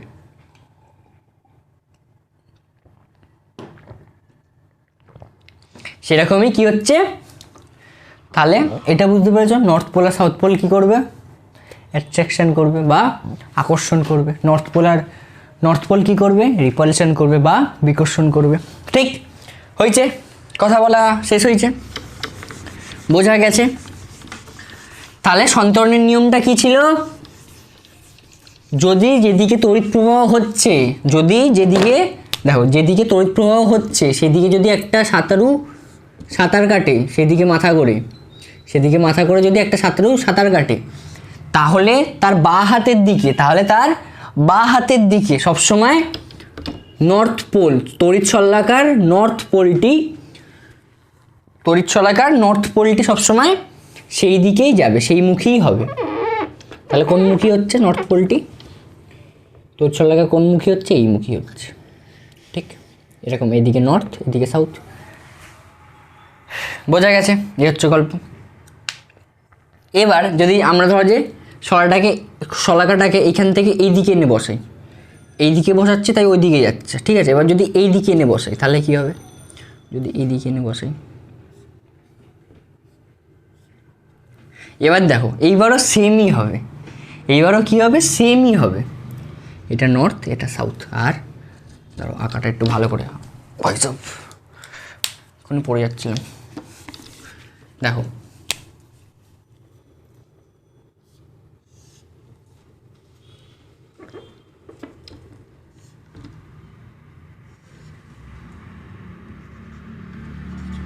কারণ এইদিকে যখন ছিল তখন তখন কী হচ্ছিলো, অ্যাট্রাকশন হচ্ছিলো। এইদিকে যখন থাকবে তখন কী হবে, এইদিকে যখন ছিল তখন নর্থ পোলে অ্যাট্রাকশন এই রিপালশন হচ্ছিল, রিপালশন হতে ওটা ওদিকে চলে যাচ্ছে। কিন্তু যখন এদিকে আসছে তখন এই দুটোর মধ্যে অ্যাট্রাকশন হয়ে যাচ্ছে, আর সাউথ পোলের সাথে রিপালশন হচ্ছে। এটা কেন হচ্ছে সেটাও আমি পড়বো, ঠিক আছে? সবসময় এটা মনে রাখবে, যদি কোনো সাঁতারু তড়িৎ প্রবাহের দিকে করে মাথা করে যদি সাঁতার কাটে, তাহলে তার বাঁ হাতের দিকে সবসময়, বাঁ হাত যেদিকে থাকবে সবসময় সেই দিকে নর্থ পোলের দিক হবে, সেদিকে নর্থ পোল বা উত্তর মেরু সেদিকে দিক হবে, ঠিক আছে? বোঝা গেছে এইটুখানি। এবার যদি এই দিকে হয়,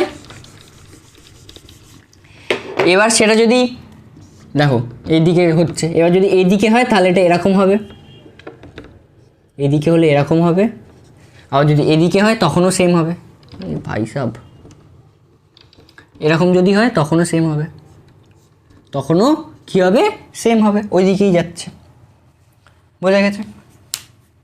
হ্যাঁ, এবার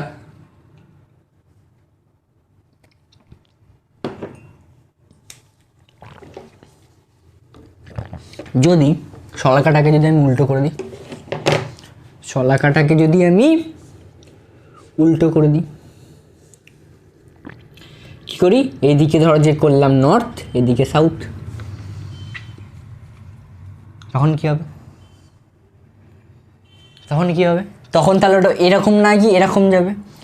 এতক্ষণ এরকম যাচ্ছিলো তো, হ্যাঁ, এবার এরকম যাবে তাহলে, কারণ সাউথ আর এইদিকে একটা সাউথ হচ্ছে, তার জন্য এই দু অ্যাট্রাকশান হচ্ছে।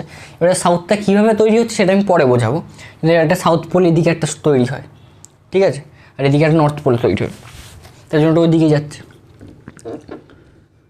ঠিক? মানে এদিকে একটা নর্থ পোল তৈরি হচ্ছে, তার জন্য দেখো সাউথটা সবসময় তার জন্য অ্যাট্রাকশান হচ্ছে, আর নর্থটা কী হচ্ছে, রিপালশান হচ্ছে। তোমরা যখনই তাহলে ভাবতে যাবে যে কোন দিকে ফোর্স লাগছে, কীভাবে ফোর্স লাগছে, আমরা এরকমভাবে বের করব। বোঝা গেছে? ঠিক দেখো, আমি তোমাদের দুটো তিনটে সূত্রভাবে বলে দিই। বুঝলে? এটা বুঝতে পেরেছ? হ্যাঁ, বোঝা গেছে? এটা যদি এইদিকে থাকে তাহলে এরকম হবে, আর যদি এরকম থাকে তাহলে এটা সাউথ, এটা নর্থ, এটা সাউথ। বুঝলে? বোঝা গেছে? এবার এটা হচ্ছে গিয়ে অ্যাম্পিয়ারের সন্তরণ সূত্র। তোমরা খাতায় লেখো অ্যাম্পিয়ারের সন্তরণ সূত্র। এটা আমি তোমাদেরকে একটু লিখিয়ে দিই, কারণ দেখো পরীক্ষার সময় এইগুলো দেয় যে 1 নম্বরে দিয়ে দিল অ্যাম্পিয়ারের সন্তরণ সূত্রটিই লেখো, ঠিক আছে? সেটা তো লিখতে তো হবে, শুধু বুঝলে তো হবে না। তো আমি একটু সেটা লিখিয়েও দিই। কতক্ষণ হয়েছে? ঠিক আছে, এবার দেখো লিখি, কে লিখবো? ধরি কোনো ব্যক্তি স্পেলিং, ধরি কোনো ব্যক্তি তড়িৎবাহী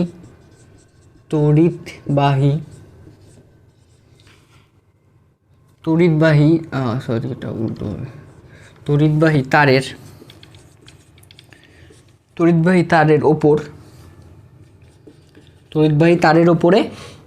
ওপর দিয়ে তড়িৎ প্রবাহের অভিমুখে হাত ছড়িয়ে, প্রবাহের অভিমুখে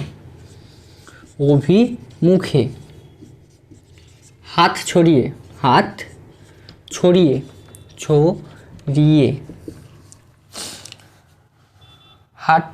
এমনভাবে সাঁতার কাটে যাতে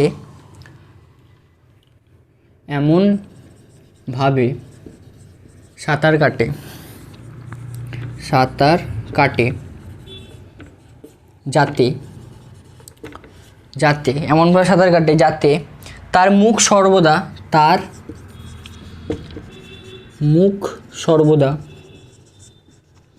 সর্বদা চুম্বক শলাকার দিকে থাকে। এই কালো কালির পেন করতে নিয়ে চলে গেলাম।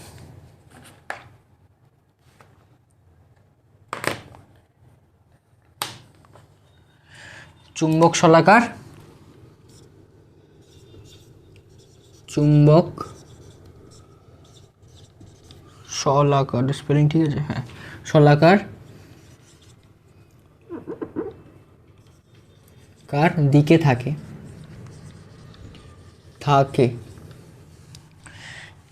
দিকে থাকে, তবে তাহলে তাহলে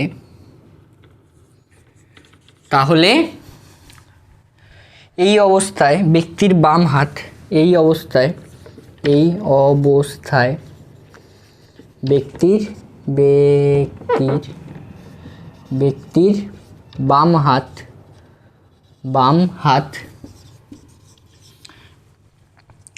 হাত যেদিকে থাকবে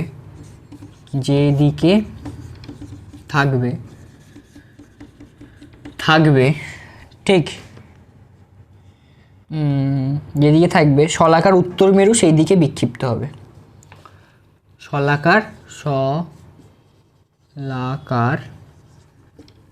শলাকারটা কি জিনিস? হ্যাঁ, শলাকার উত্তর মেরু সেই দিকে বিক্ষিপ্ত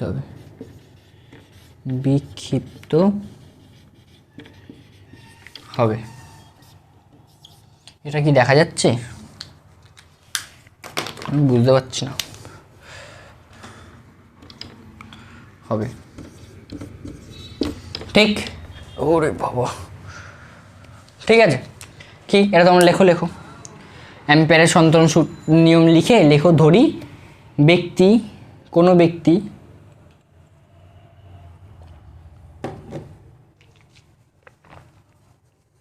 ভাই সব পড়িয়ে ঘাটটার সব কিছু ব্যথা হয়ে গেছে। ধরি কোনো ব্যক্তি তড়িৎবাহী তারের ওপর দিয়ে তড়িৎ প্রবাহের অভিমুখে হাত ছড়িয়ে এমনভাবে সাঁতার কাটে যাতে তার মুখ সর্বদা চুম্বক শলাকার দিকে থাকে। এবার চুম্বক শলাকাটার এটা হচ্ছে গিয়ে সোজা দিক, ঠিক আছে? নর্থ সবসময় উপরে থাকে, সাউথ সবসময় নিচে থাকে। চুম্বক শলাকার নিয়ম এটাই। আমরা ম্যাপও আঁকি, দেখবে বেশিরভাগ ম্যাপ আমরা কীরকম আঁকি জানো তো? নর্থ সবসময় ওপরে, সাউথ সবসময় নিচে। দেখবে তোমরা জিওগ্রাফিতে ম্যাপ করছো, সেখানে দেখবে ম্যাপে যে নর্থ সবসময় ওপরে থাকে, সাউথ সবসময় কোথায় থাকে? নিচে থাকে। ভাবো কাশ্মীর, আমরা ম্যাপে আমরা যেরকম ভারতের ম্যাপ দেখি, কাশ্মীর ভাবো সবসময় ভাবি কাশ্মীর সবসময় ওপরে, আর সাউথ সবসময় নিচে ভাবি, চেন্নাই সবসময় নিচে থাকে, এরকম ভাবি না আমরা? ভাবি তো সেরকম।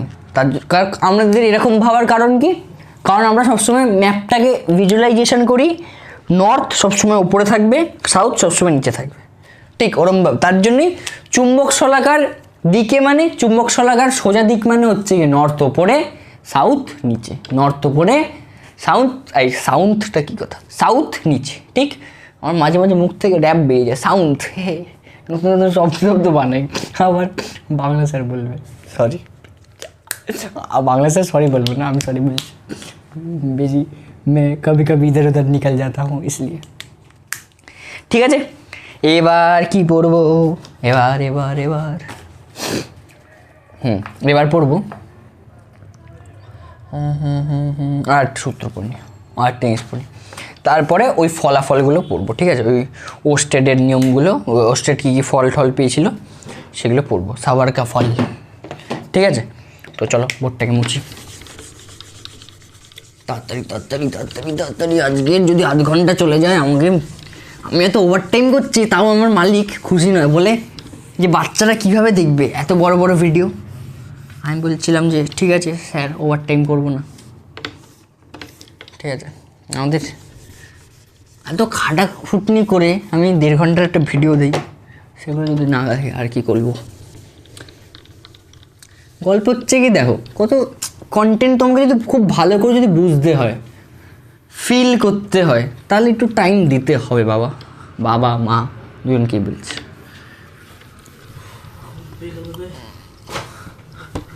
তোমাকে যদি ভালো করে ফিল করতে হয় তো একটু টাইম দিতে হবে। তুমি সিবিএসসি বোর্ড বা কোনো বোর্ডে দেখবে আমাদের ইউটিউবেই অনেক কন্টেন্ট থাকে সিবিএসসি বোর্ডের বা কোনো বোর্ডের, দেখবে তুমি। আমাদের বাংলায় তো খুব বেশি ওরকম চ্যানেল নেই, তুমি ইয়ের চ্যানেল দেখবে, মানে সিবিএসসি বোর্ডের অনেকগুলো চ্যানেল আছে, সেগুলো তুমি লক্ষ্য করবে, ওরা এরকমভাবেই পড়ায়, নাহলে তুমি ফিল কখনো পাবে না। আর পড়া মানে আমি কখনোই ভাবি না যে রাট্টা মারা। ফিল যতদিন না আসছে, তো মানে ফিল যতদিন না আসছে বা যতদিন আমি বুঝতে পারছি আমি কী করছি, ততদিন আমার ঠিক মনে হয় না যে পড়ে তাহলে কোনো লাভ আছে। ডিগ্রি হাসিল করে র্যাঞ্চো বলেছিল, বাচ্চা কামিয়াব বানো কামিয়াব, না কাবিল বানো কাবিল, কামিয়াবি তো ঝাঁক মারকে পিছে আएगी। হে পুরো ডায়লগ দিয়েছো বাবা রণছোড় দাস চানচাট। দেখো এবার কি পড়বো, দক্ষিণ মুষ্টি নিয়ম। তুমি বলবে এই নামগুলো কে দিয়েছে? একটা দক্ষিণ মুষ্টি নিয়ম, একটা এম্পায়ারের সন্তরণ নিয়ম, সন্তরণ মানে জানো তো সাঁতার কাটা। এবার দক্ষিণ হস্ত, দক্ষিণ হস্ত, দক্ষিণ হস্ত মুষ্টি সূত্র, দক্ষিণ হস্ত মুষ্টি সূত্র, মুষ্টি, হ্যাঁ মুষ্টি সূত্র। এটা দক্ষিণ হস্ত মানে কি বলো দেখি? হ্যাঁ দক্ষিণ হস্ত মানে হচ্ছে কি ডান হাতে। বলে এত কঠিন নাম দেওয়ার কোনো দরকার আছে? আননেসেসারি লোকজনকে ইয়ে করে না।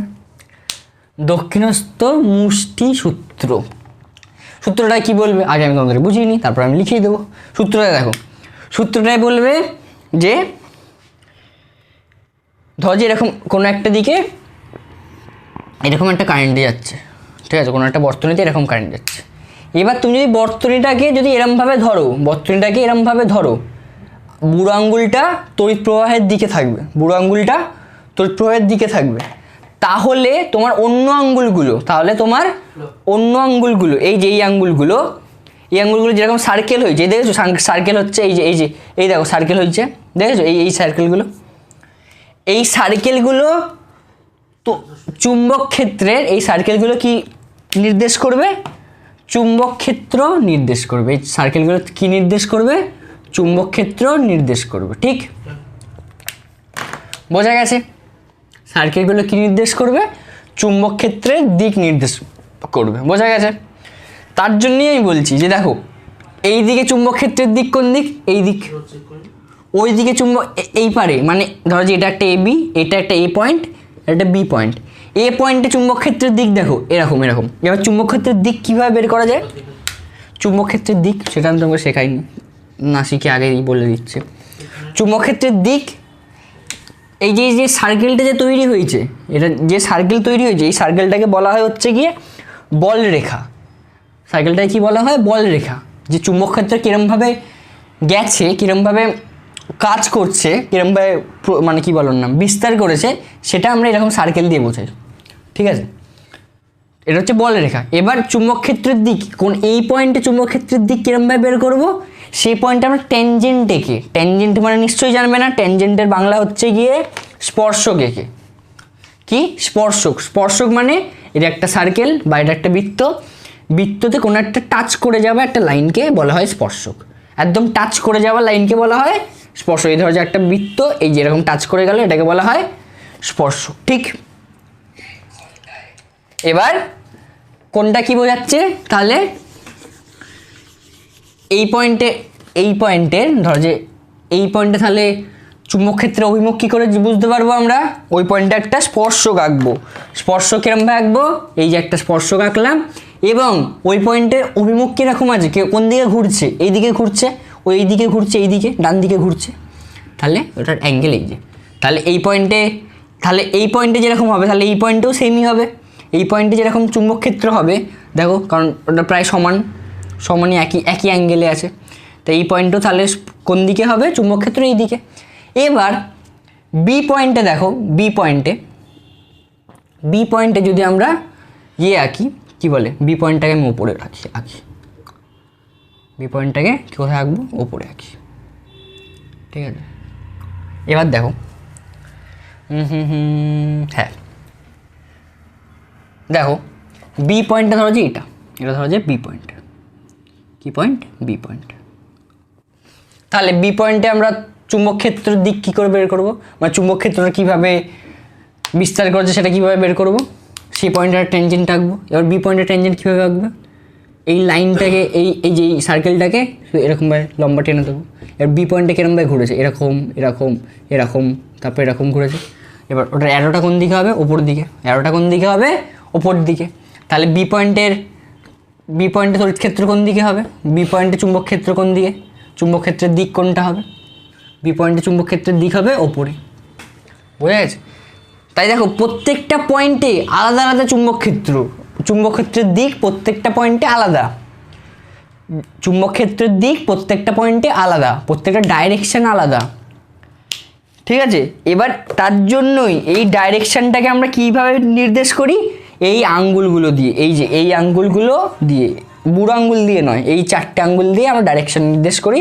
সেটা হচ্ছে গিয়ে দক্ষিণ হস্ত মুষ্টি সূত্র, বা এটাকে আমরা ইংলিশে বলি রাইট হ্যান্ড থাম্ব রুল, বা এটাকে বুড়ো আঙ্গুলটাকে কী বলে জানি না আমি, বুড়ো আঙ্গুলটাকে কী বলে, হ্যাঁ কী বলে, রাইট হ্যান্ড থাম্ব রুল বলি। ঠিক আছে বাংলা। আর এটা দক্ষিণহস্ত মুষ্টি সূত্র, তো এটাকে কী বলে ইংলিশে দেখি একটুখানি, রাইট হ্যান্ড গ্রাস্প রুল। ঠিক আছে, গ্রাস্প মানে যে গ্রাস্প করেছি। ঠিক আছে, তাই বা এটাকে আমরা ইংলিশে অনেক সময় বলি এটা রাইট হ্যান্ড থাম্ব রুল, এই যে থাম্ব বেরাচ্ছে ওপরে, তাই। ঠিক আছে, তাহলে কী হচ্ছে, এটা যদি যেদিকে তড়িৎ প্রবাহ হচ্ছে সেদিকে যদি আমরা বুড়ো আঙ্গুলটা রাখি, ঠিক আছে, এটা কি বৃদ্ধ আঙ্গুলি না কিছু একটা বলে, বুড়ো আঙ্গুলটাকে রাখি, তাহলে অন্য আঙ্গুলগুলো তড়িৎ ক্ষেত্রের দিক নির্দেশ করবে, তাই তো? সেটাই, এবার সেটাই আমরা লিখব। দেখো আমি কিন্তু খুব বুঝিয়ে পড়াচ্ছি। এবার তোমরা যদি কেউ বলো যে দাদা অনেক লেট পড়াচ্ছ, এত আস্তে আস্তে পড়ালে কী করে সিলেবাস হবে, সিলেবাস কমপ্লিট করার দায়িত্ব আমার। ঠিক আছে, এবার এইসব কথা যে বলবে যে সিলেবাস কী করে কমপ্লিট হবে তুমি এত আস্তে পড়ালে, বলবো সাবাস, সায়োনারা, গেট লস্ট, এটাই বলবো আমি। ঠিক আছে, তো চলো এবার কি, এটা দক্ষিণহস্ত মুষ্টি। কারণ দেখো তোমাদের এই জায়গাগুলো ফিল করতেই হবে, নাহলে তোমরা এগুলো বেকার মুখস্থ করে কোনো লাভ নেই। মুখস্থ করে তুমি 500-600 পাচ্ছ, কোনো লাভ নেই মুখস্থ করে। তার থেকে মুখস্থ না করে বুঝে 400 পাবো অনেক ভালো, পড়া বুঝে 400 পাবো অনেক ভালো, মুখস্থ না করে 500 পাওয়ার থেকে। বুঝতে পেরেছো? এবার তাহলে কি হচ্ছে, দক্ষিণহস্ত তোমার ওই ইয়েটা শুধু লাগবে হচ্ছে গিয়ে মাধ্যমিকের রেজাল্টটা শুধু লাগবে, কিসে লাগবে, স্কুলে ভর্তি হওয়ার জন্য, আর কিসে লাগবে, লোককে দেখানোর জন্য আমি এত মার্কস পেয়েছি। ভিতরে পুরো জ্ঞান শূন্য, ফাঁকা করেছি। 11-12 গিয়ে না পুরো শেষ, তারপরে বুঝতে পারবে যে কী অবস্থা।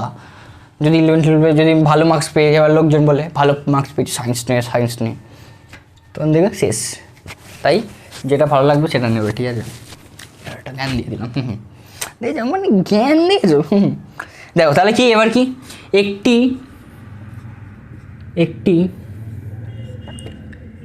একটি তড়িৎবাহী, ভাই সব কালিই পড়ছে না,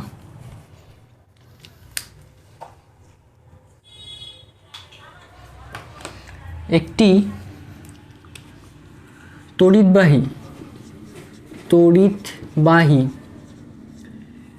তড়িৎবাহী তারকে ডান হাত দিয়ে,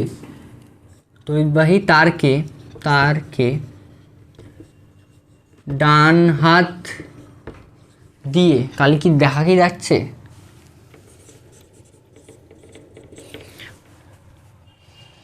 ডান হাত দিয়ে কই গেল, ডান হাত দিয়ে যদি এমনভাবে মুষ্টিবন্ধ করা হয়, যদি এমনভাবে মুষ্টিবন্ধ করা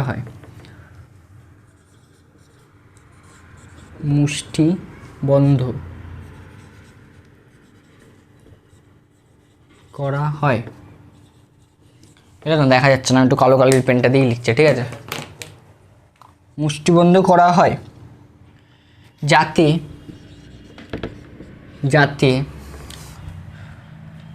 যাতে বুড়ো আঙ্গুল তড়িৎ প্রবাহের অভিমুখ নির্দেশ করে, বুড়ো আঙ্গুল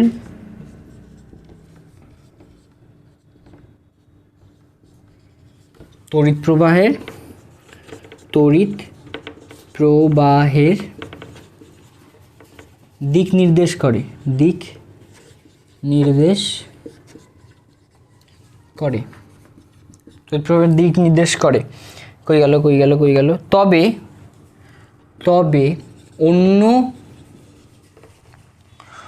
আঙ্গুলগুলি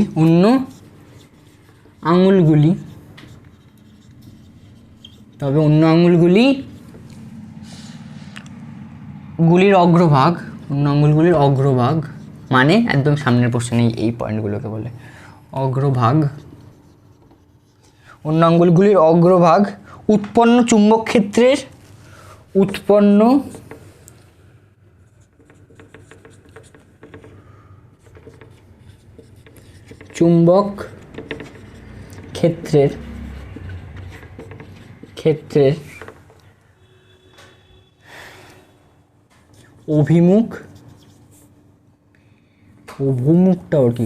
অভিমুখ নির্দেশ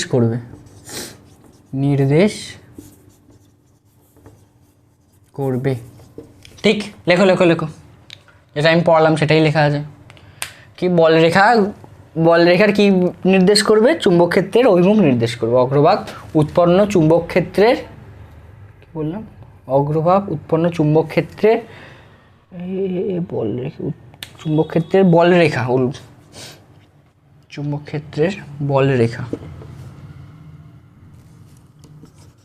বলরেখার অভিমুখ বলরেখার অর্থাৎ চুম্বক ক্ষেত্রের অভিমুখ নির্দেশ করবে। বলরেখার অভিমুখ নির্দেশ করবে, ঠিক আছে, এটা থাকলেও হবে। ঠিক, দেখো লিখেছ, লেখো হয়েছে লেখা? তারা পজ করিস না, ঠিক আছে, হয়েছে। তো এবার আমরা ওই যেগুলো বললাম ওস্টেডের কতক্ষণ হয়েছে স্যার? 40 মিনিট, তার মানে 48 আর 40 1 ঘন্টা 1.5 ঘন্টা হয়ে গেছে। সরি, দেখো it was not intentionally done, so sorry. আমি চাই না, কিন্তু আমাকে এবার ওই টপিকটা আমি এখন বোঝাতেই হবে, না বোঝালে আমি নাহলে তোমরা বুঝতেই পারবে না। তো সরি, আমি এখন এটা কাট করে আমি মুছছি যাতে টাইমটা কম লাগে, সো সরি। দেখো ওই যেটা বললাম ওস্টেডের সূত্র, ওস্টেডের যে এক্সপেরিমেন্টগুলো করেছিলেন সেটা আমি কালকের পড়াবো, আজ 1.5 ঘন্টা হয়ে যাচ্ছে প্রায়, তার জন্য সো সরি। আমি তার জন্য লিখেছি তোমাদের জন্য, সরি। মানে দেখো আমি এটা ইন্টেনশনালি করি না, একটা টপিক যখন স্টার্ট হয় সেটা শেষ করতেই হয়, ঠিক আছে, শেষ না করলে ঠিকঠাক হয় না। এবার তোমরা অনেকেই বলবে দাদা আমাদের তো পড়া থাকে, এই থাকে, আমি জানি, তার জন্য আমি সরিটা লিখেছি যে আমি ইন্টেনশনালি এগুলো করছি না, ঠিক আছে। ফ্লোতে পড়ানোর যখন একটা ফ্লো থাকে সেই ফ্লোতেই হয়, ঠিক আছে। আর 1.5 ঘন্টা যদি না, মানে আমাকে তো সিলেবাসও শেষ করতে হবে আর তোমাদেরকে ভালো করে বোঝাতেও হবে, তার জন্য একটা বেশি টাইম লাগছে, এটাই হচ্ছে কথা, ঠিক। তো এবার দেখছি যে আমি চেষ্টা করছি 1 ঘন্টা 15-20 মিনিটের মধ্যে শেষ করার। তো একটা দুটো ভিডিও ওতেও আছে, তাও বেশিরভাগ ভিডিও 1.5 ঘন্টা প্রায় চলে যাচ্ছে। একটা ভিডিও সেই উইস্টন ব্রিজ যেটাতে বুঝেছিলাম সেটাতে 10 মিনিট কেটে দাও, তার মানে ধরো যেটা 1 ঘন্টা 36 মিনিট হয়েছিল সেটা ভেবে নাও 2 ঘন্টা প্রায় হয়েছে।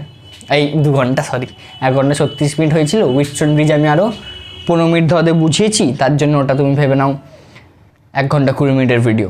এবার ওইটা একটা, এবার ওইগুলো তারপরে কোনো একটা ভিডিও 1.5 ঘন্টা চলে গেছিলো, তাই বলছি আজকের ভিডিওটা 1.5 ঘন্টা কভার করে যাচ্ছে, শেষ। তো তাই বলছি আমরা ইন্টেনশনালি করছি না, তোমরা আমাকে প্লিজ গালতাল দিও না, ভেবো না যে আমি তোমাদের কথা কোনো চিন্তা করি না, যে দাদা কী ভাবে আমার ক্লাস 10-এর বাচ্চা ছেলে, ঠিক আছে, এইটুখানি পড়বো, মানে এত পড়তে থরি পারবো ফোনের সামনে বসে রিলস দেখতে পারবো, পড়তে পারবো না, ঠিক আছে পড়তে হবে না, তার জন্য বলছি ঠিক আছে 1.5 ঘন্টায় তোমাদেরকে। এবার আমি বলছি তোমরা 1.25 বা 1.5x দেখার চেষ্টা করে একবার দেখো। আমি তোমাদেরকে আগেও বলেছিলাম 1.5x দেখতে বা 1.25 দেখতে, আগে 1.25 দেখবে তারপর 1.5x দেখবে, দেখে চেষ্টা করবে, তাহলে লেকচারটা একটু বেশি তাড়াতাড়ি কভার হবে, প্লাস আমিও তাহলে কন্টেন্টটা বেশি ডেলিভারি করতে পারবো, ঠিক আছে। কারণ তোমাকে বোঝাতে হবে, কারণ একটা জিনিস জানো তো, এটা সায়েন্স, এটা আমি তোমাকে শাল ঠাল পড়িয়ে দিয়ে চলে গেলে হবে না। এবার সায়েন্স যখন তুমি বুঝতে পারছো, আমার যতক্ষণ না আমি স্যাটিসফাইড হচ্ছি যে হ্যাঁ আমি বোঝাতে পেরেছি, ততক্ষণ আমি তোমাদেরকে সেটা আগে ছেড়ে দিতে পারি না, ঠিক? এটাই হচ্ছে কথা। So sorry. আর চেষ্টা করছি আমি আর 1 ঘন্টা 30 মিনিটের ওপরে যাবে না কোনো ভিডিও। এই ভিডিওটা চলে গেছে, চেষ্টা করছি আমি 1:20 থেকে 1:15 মধ্যে শেষ করব, ঠিক আছে? দেখো এবার কালকের ভিডিওটা 1:20 যাবে, পরের দিনটা আমার বড় হয়ে যাবে, যাবে হবে না। দেখো 10 নাম্বার লেকচার হলো তো, আর 3-4টে লেকচারের মধ্যে আমাদের শেষ হয়ে যাবে। 14টা লেকচারের মধ্যে চলতরিত পুরো শেষ, ঠিক আছে? এই সপ্তাহের মধ্যে প্রায় শেষ। তো তারপরে দেখবো কি চ্যাপ্টার ধরা যায়, আমার যেটা ভালো লাগবে সেটাই করাবো নিশ্চয়ই, তোমাদের অনুযায়ী আমি তো চলবো না, ঠিক আছে? যেটা দেখছি আমি কি করা যায়, তো এই নোটেই, ঠিক আছে? তোমরা পড়াশোনা করতে থাকো, জীবনে মাচাতে থাকো, হ্যাভ ফান, সব কিছু করতে থাকো। চলো tata, bye bye, see you, good night.